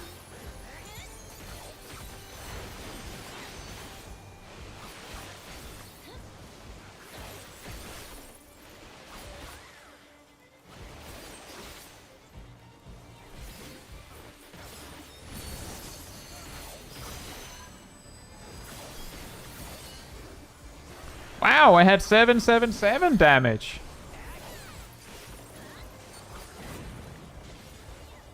Pray to the stars on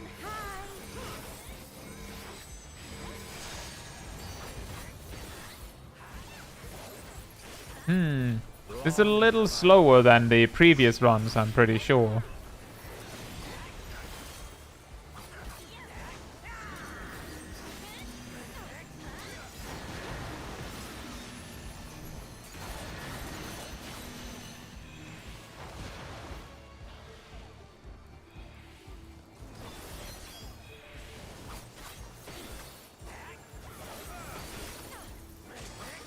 Can you put hotbars on a hotbar? Not exactly, but you can put like macros that can like swap hotbars, which allows you to kinda do the same thing.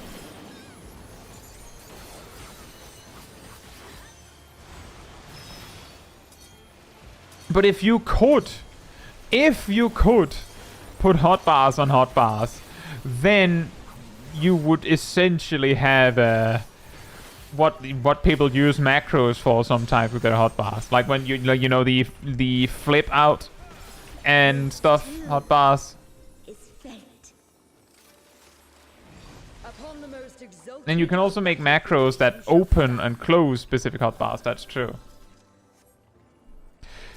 But one way that people get more hotbar space is because each job and class has their own unique hotbars. You can like make a macro that goes and copies the contents of like Gladiator hotbar 1 to like hotbar 7,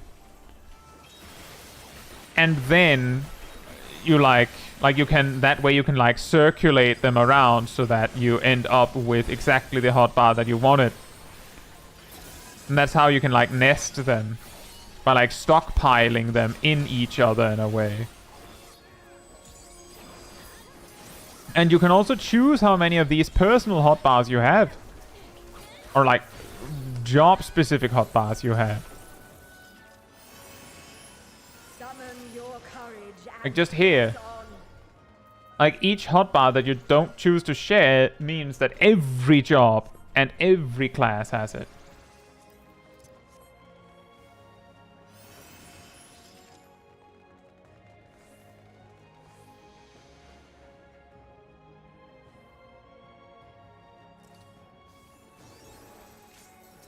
I, the Fury, shall test your strength of spirit.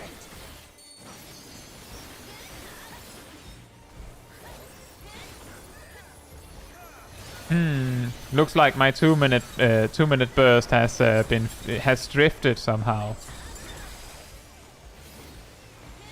And that's also true, as Bimo says, you can also use the cross hotbars to get even more. Piercing spear drink deep of raging blizzards.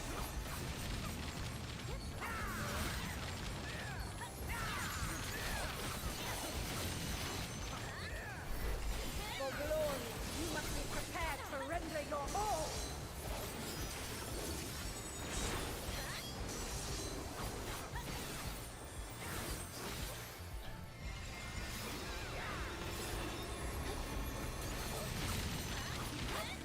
Oh, the first one is melee range now.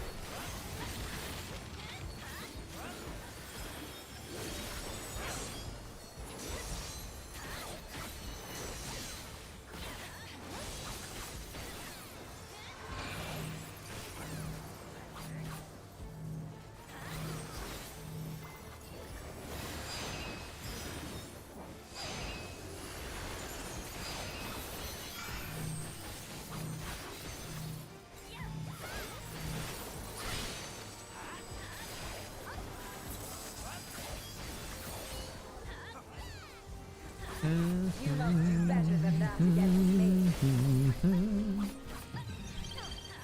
But yeah, there's a lot you can do with your hotbars, and you can customize it a lot. You might be sitting there thinking, if you know all this, guy, why is it you use that simple toolbox of 2 or 3 hotbars and nothing else? That's really silly when you know how to do all these things. And the answer to that is, I don't need more. Like I just found out I don't need more than that. And it's a little easier to see what is actually happening on the screen when the streamer doesn't have like 40,000 macros all over the screen.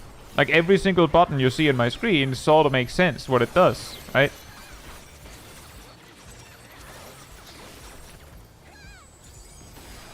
Victory must be seized with one's own hands.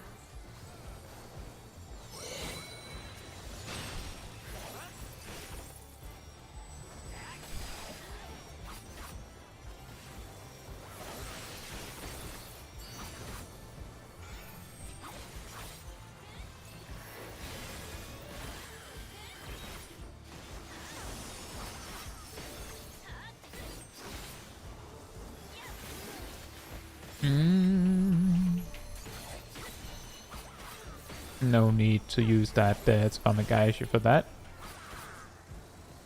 It's basically already dead. In ice unyielding, now rest.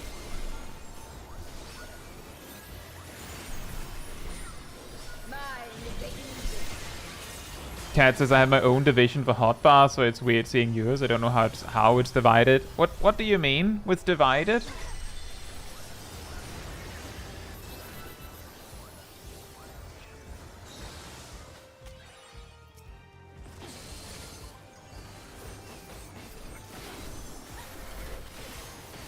Would that our clash could continue forever.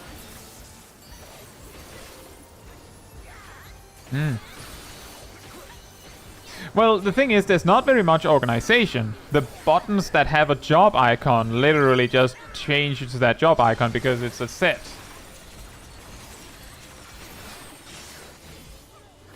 Like, it's a gear set. That's it.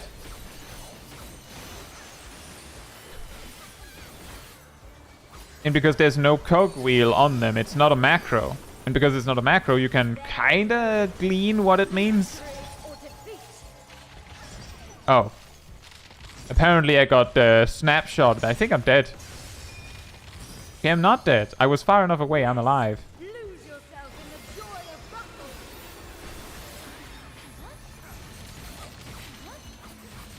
of battle. That mechanic in particular is a little janky. I feel like it always snipes you if you don't get out of the way.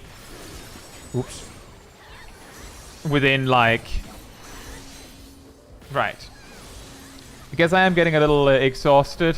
Getting hit by 2 mechanics in a row.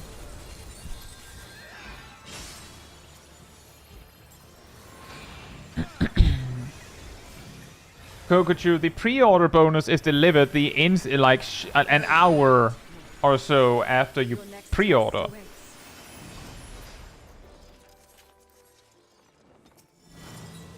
Like, it comes really fast. Oh, that's what you mean, Cass. I mean, what I meant by you can kind of see what I mean. What my buttons do is more that you can literally see what they do. How I organize them is, of course, a different story. But I have actually made a video where I go over the logic behind my keybinds, which I released on the release day of Endwalker. Hey, Desert Trove, thank you very much, and welcome to the stream. Yeah, I made a video on the day of release of Endwalker where I demonstrated how I fill in my hotbars on the new summoner, on Sage and on Reaper, and you'll notice that the hotbars are almost exactly the same as they were back then. I haven't had to change very much. I think I've flipped like 2 buttons. Oh, I see it as a trove. That's awesome.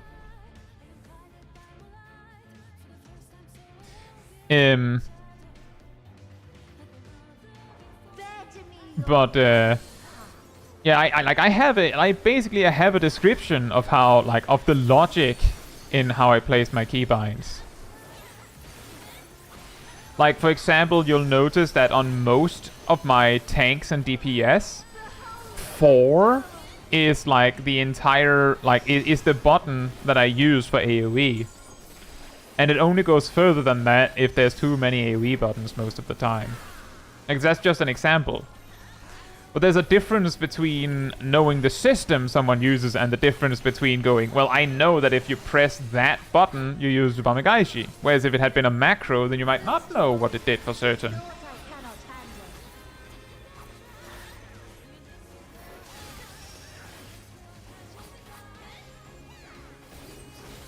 Is it too much for mortals, I wonder?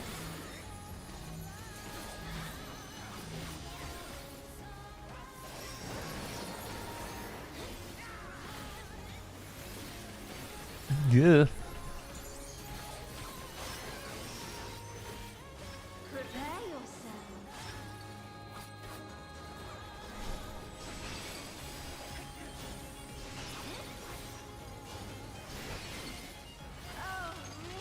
XVR says might be my first expansion pack release. How bad will the queue really be?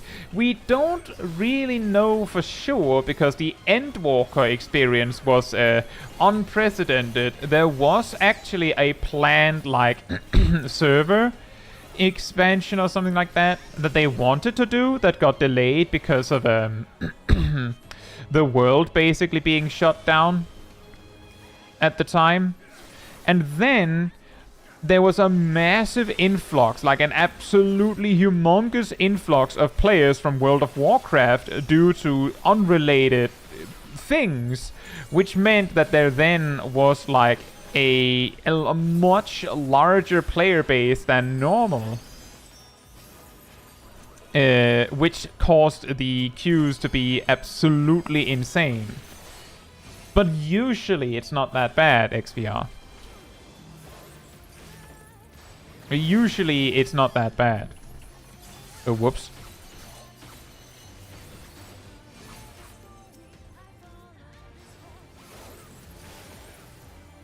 Zav says there was also a timeout bug in the queue. Oh, no. That was something else. I heard that what happened there is that the queue wasn't designed to handle that many players. So when it reached over a certain number, it just exploded, which appeared as a timeout bug, if I remember correctly. Might be a timeout bug, but that was how I was explained it, at least.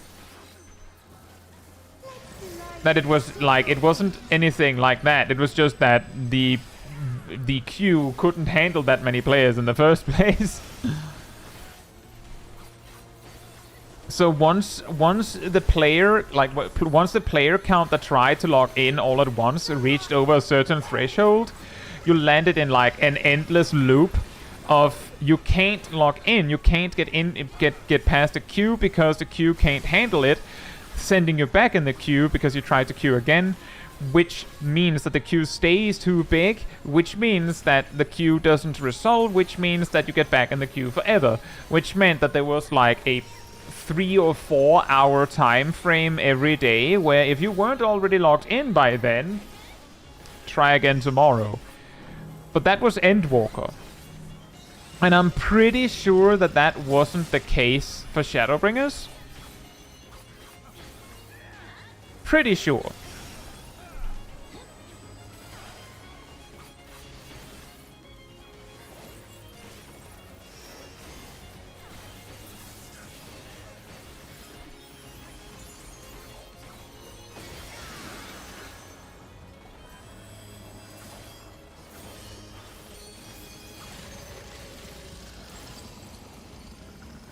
So that is to say, it might be bad. But it might also just be perfectly fine, XVR. You're always in my heart, my love. And if it does turn out to be bad, then the way you can work with it is if you can get if you can log in before like the average person gets home from work, then you're safe. Then you can do it. And like then you're in. You just have to log in time.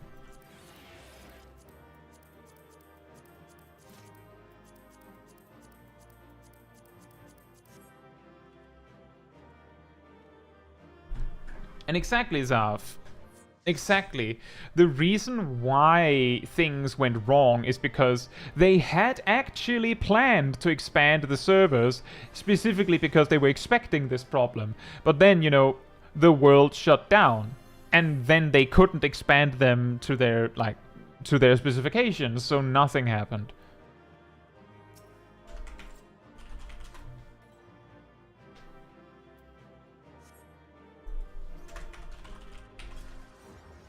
And then, like, one problem led to the next.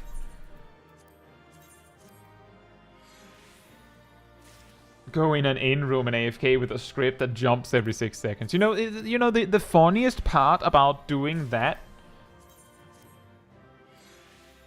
and it doesn't even have to be like a script that jumps every 6 seconds. It could just be moving a little bit every 10 minutes or something. That should be enough. The funny thing with going into an in-room is that I recall in Endwalker when they added like the AFK kick. So like if you were AFK for too long, it would kick you back, and a lot of players did exactly tricks like that. Is that a lot of players that had no problems logging in, you know, got really mad that there were people that were basically AFKing in game like this when there wasn't space for everyone. The reason why I feel like it's a complicated conversation that is because yes, the AFK system is there to kick people who are literally doing nothing. And yes, there were definitely people using scripts to stay online all day who might not even do anything once they get home. Like, they might just stay online. Like, the reason they're using their script is because they want to dance in Limsa. They've danced in Limsa since 2018, and gosh darn it, if an AFK booting system is going to stop them, no chance. They're going to dance, and you're gonna like it. Like, that's one thing. A different thing is, it's really easy for me, for example, to go, oh no, you shouldn't AFK so that you can play when you get home. When Endwalker was new, I got home like at 4 in the afternoon. Like 1 or 2 hours before the queues exploded. Every day. I was in before it became a problem. So it's very easy for me to be like all high and mighty on the subject. Whereas other people might like have had a job where they get home at 8 or 9, exactly when the queue is so bad, so incredibly massive, that there is no chance you're getting in. Zero. None. Because the queue is so long that by the time the queue sends you in, it crashes. Because of that timeout bug. So my perspective on that is that if that's what it takes for you to even have a chance to play the game, fair enough then. Like, okay. That's fine. But if you're going to be AFK all day just to not play when you get home, then log off, please. Like, if you're doing it so that you can play the moment you get home, fine. If you're doing it just because you want to dance in Limsa all day, do it when there isn't a queue, right? Like that's my opinion on the matter, is that if you're just AFK, if you're planning to AFK all day, then there's no point. But if you need this just to be able to enjoy the game, then I don't think it's bad. Trevor says, I love that boot timer because we have now two free companies that only AFK emote and Limsa and Famfrit. Does it matter? Like, does it matter that they're there, Traverse?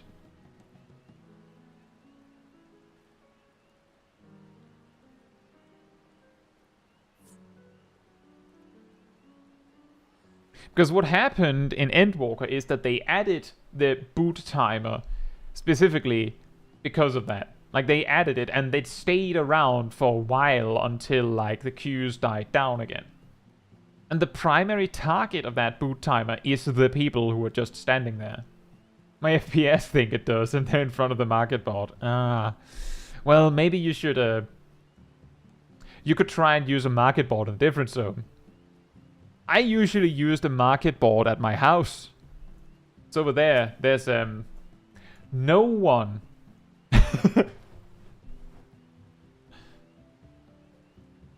Gabriel says, I was in free trial back then, so I couldn't even get in queue to play. So I was logging in at 8 a.m. I would get back home at 2 p.m. usually, and would play. Couldn't get in queue at 2 p.m. Yeah, that's also an example. That is like, when the queue is that bad, what usually happens is that all the free trial players are just not going to get in. And the reason for that, for anyone who doesn't know, when you log into Final Fantasy XIV, like there's like a system that like queues people in bunches. That's why you usually, when you try to log in, it's like your number X in queue, and then like less than a minute later you log in, right? Fine. Free trial players only get in when they like let in people in the queue if everyone in the queue gets in, right? Like, you're always the last person in the queue. So if there's 2,000 people in the queue and there's more coming, what a free trial player would notice is that their queue number, like, either they wouldn't even be let into the queue, or their queue number would increase rather than decrease, because all the subscribed players would get like in front of you. As we say, a front pocket. So there's nothing you can do, like if you miss the window. Oh, I know, Traverse. That's why everyone is there.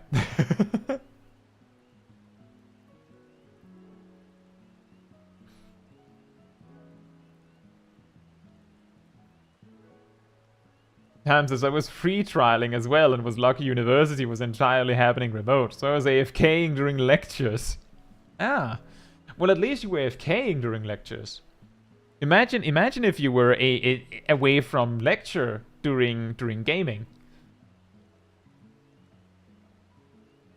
Oh, Coco, what you can do is, like, well, you'd need your own mailbox, I believe. If you go to a mailbox and click, the refresh thing, you can sometimes tell it to send faster.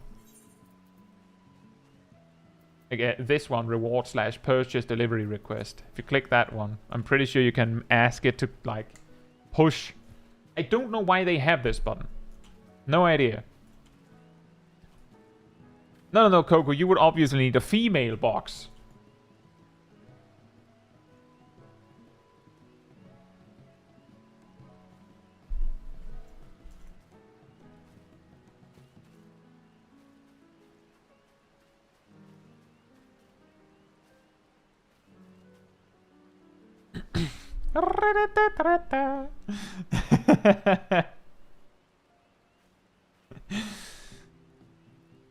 Goddammit says, I wonder how many incidental FF logs we gained today. Well, I could check that after the stream, or maybe I can see it now. There's also the possibility people didn't post them.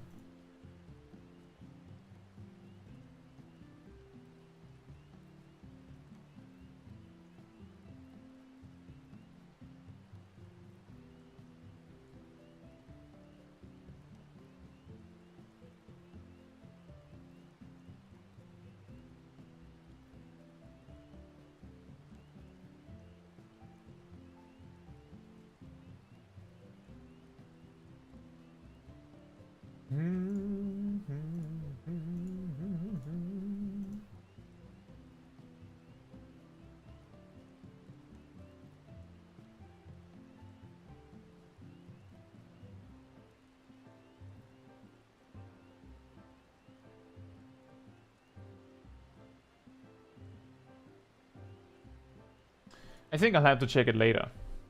Ham says, are there people logging alliance rates? Yes, there are people logging everything.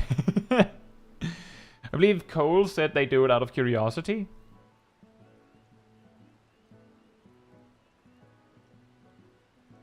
Some people also log them to see how they pair up against other players. Part of the problem with that, I've talked about this before, is that if you compare yourself to the other players in that log, you have to remember that there's a reasonable chance that most, if not all, of those other players are not trying very hard. Many of those players might be casuals. Many of those players might not be playing their main. They might not be geared. And if you are geared and tryharding, well, then of course you're going to get a really good pass, right? So, like, logging for the sake of it, out of curiosity, is always fine. I don't think anyone's going to be mad about that, but that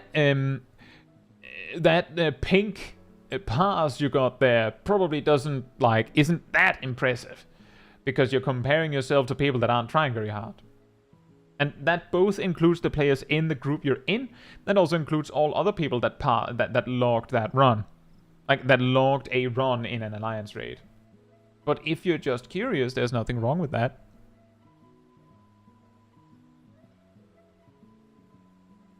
Traverse says, I used to run ACT, but then stopped. Was depressing constantly seeing myself 1 or 2 as a healer on the DPS charge. Yeah, see, that's the thing.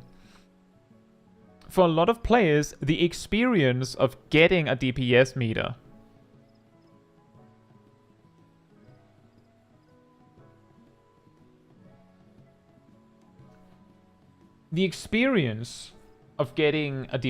is usually, wow, look at how many people I'm beating. Huh, why are the other people so bad? Sometimes, it's often more in casual content this can happen. And then it's, oh no, look at all the people I'm beating. Like it's like, wow. I'm not entirely sure how I check what has been logged on me. Because I don't use it that much.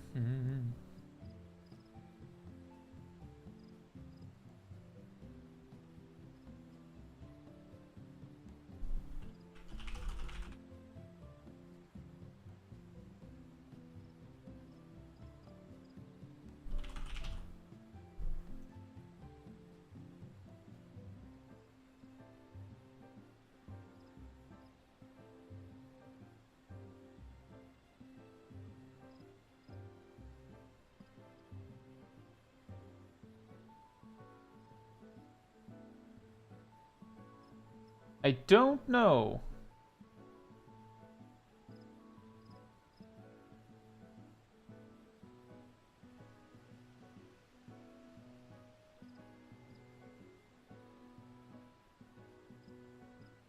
Ha! Well, I don't know if today, but well, apparently Small Kai got sniped one time. Because apparently she has a log on Thalea. Da da da da da da. Damn.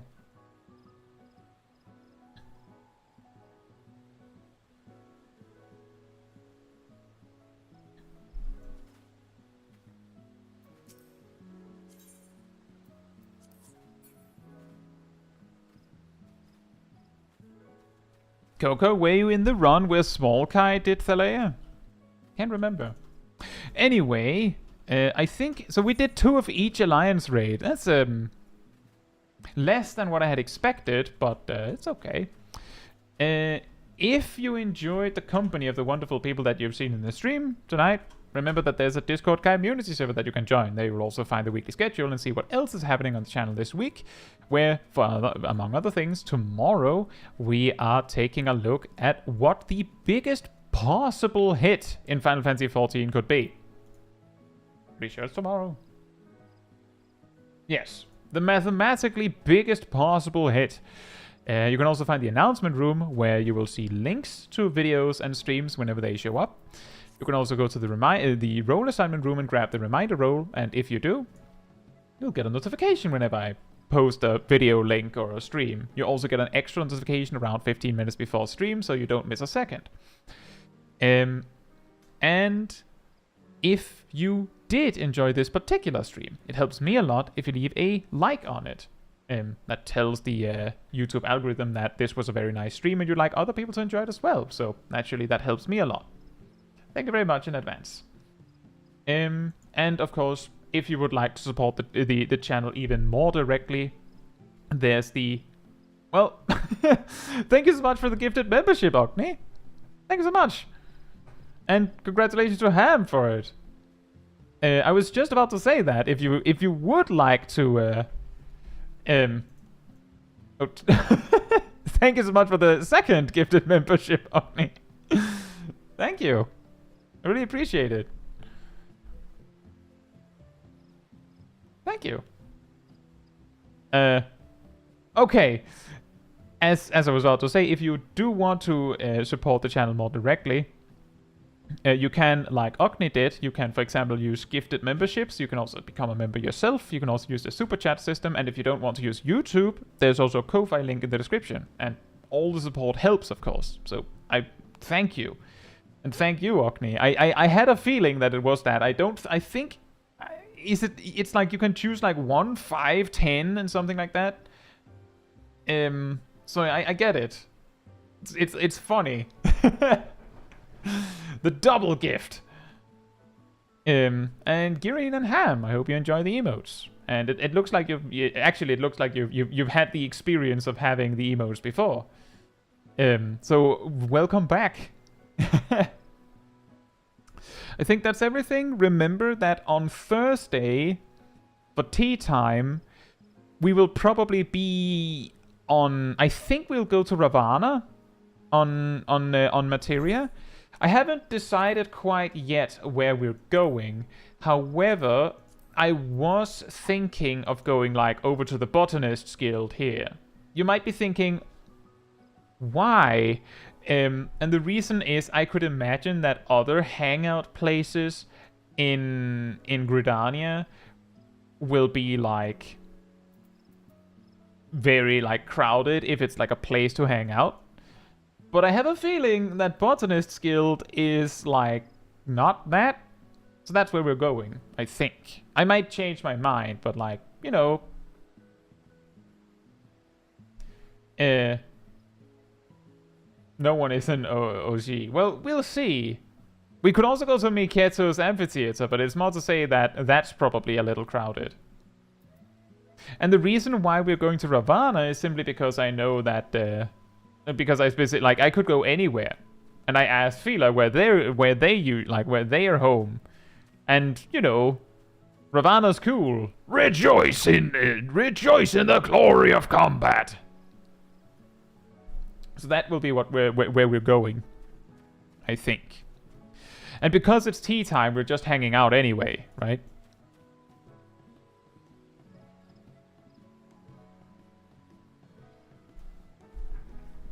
But yeah. That is what it's going to be. And then we have the biggest hit in Endwalker, I suppose, coming out tomorrow. I hope you'll enjoy that. Otherwise, I'll see you on Thursday. So with that, good night, good morning, afternoon, or evening, depending where you are in the world. And I hope to see you all very soon. Bye-bye.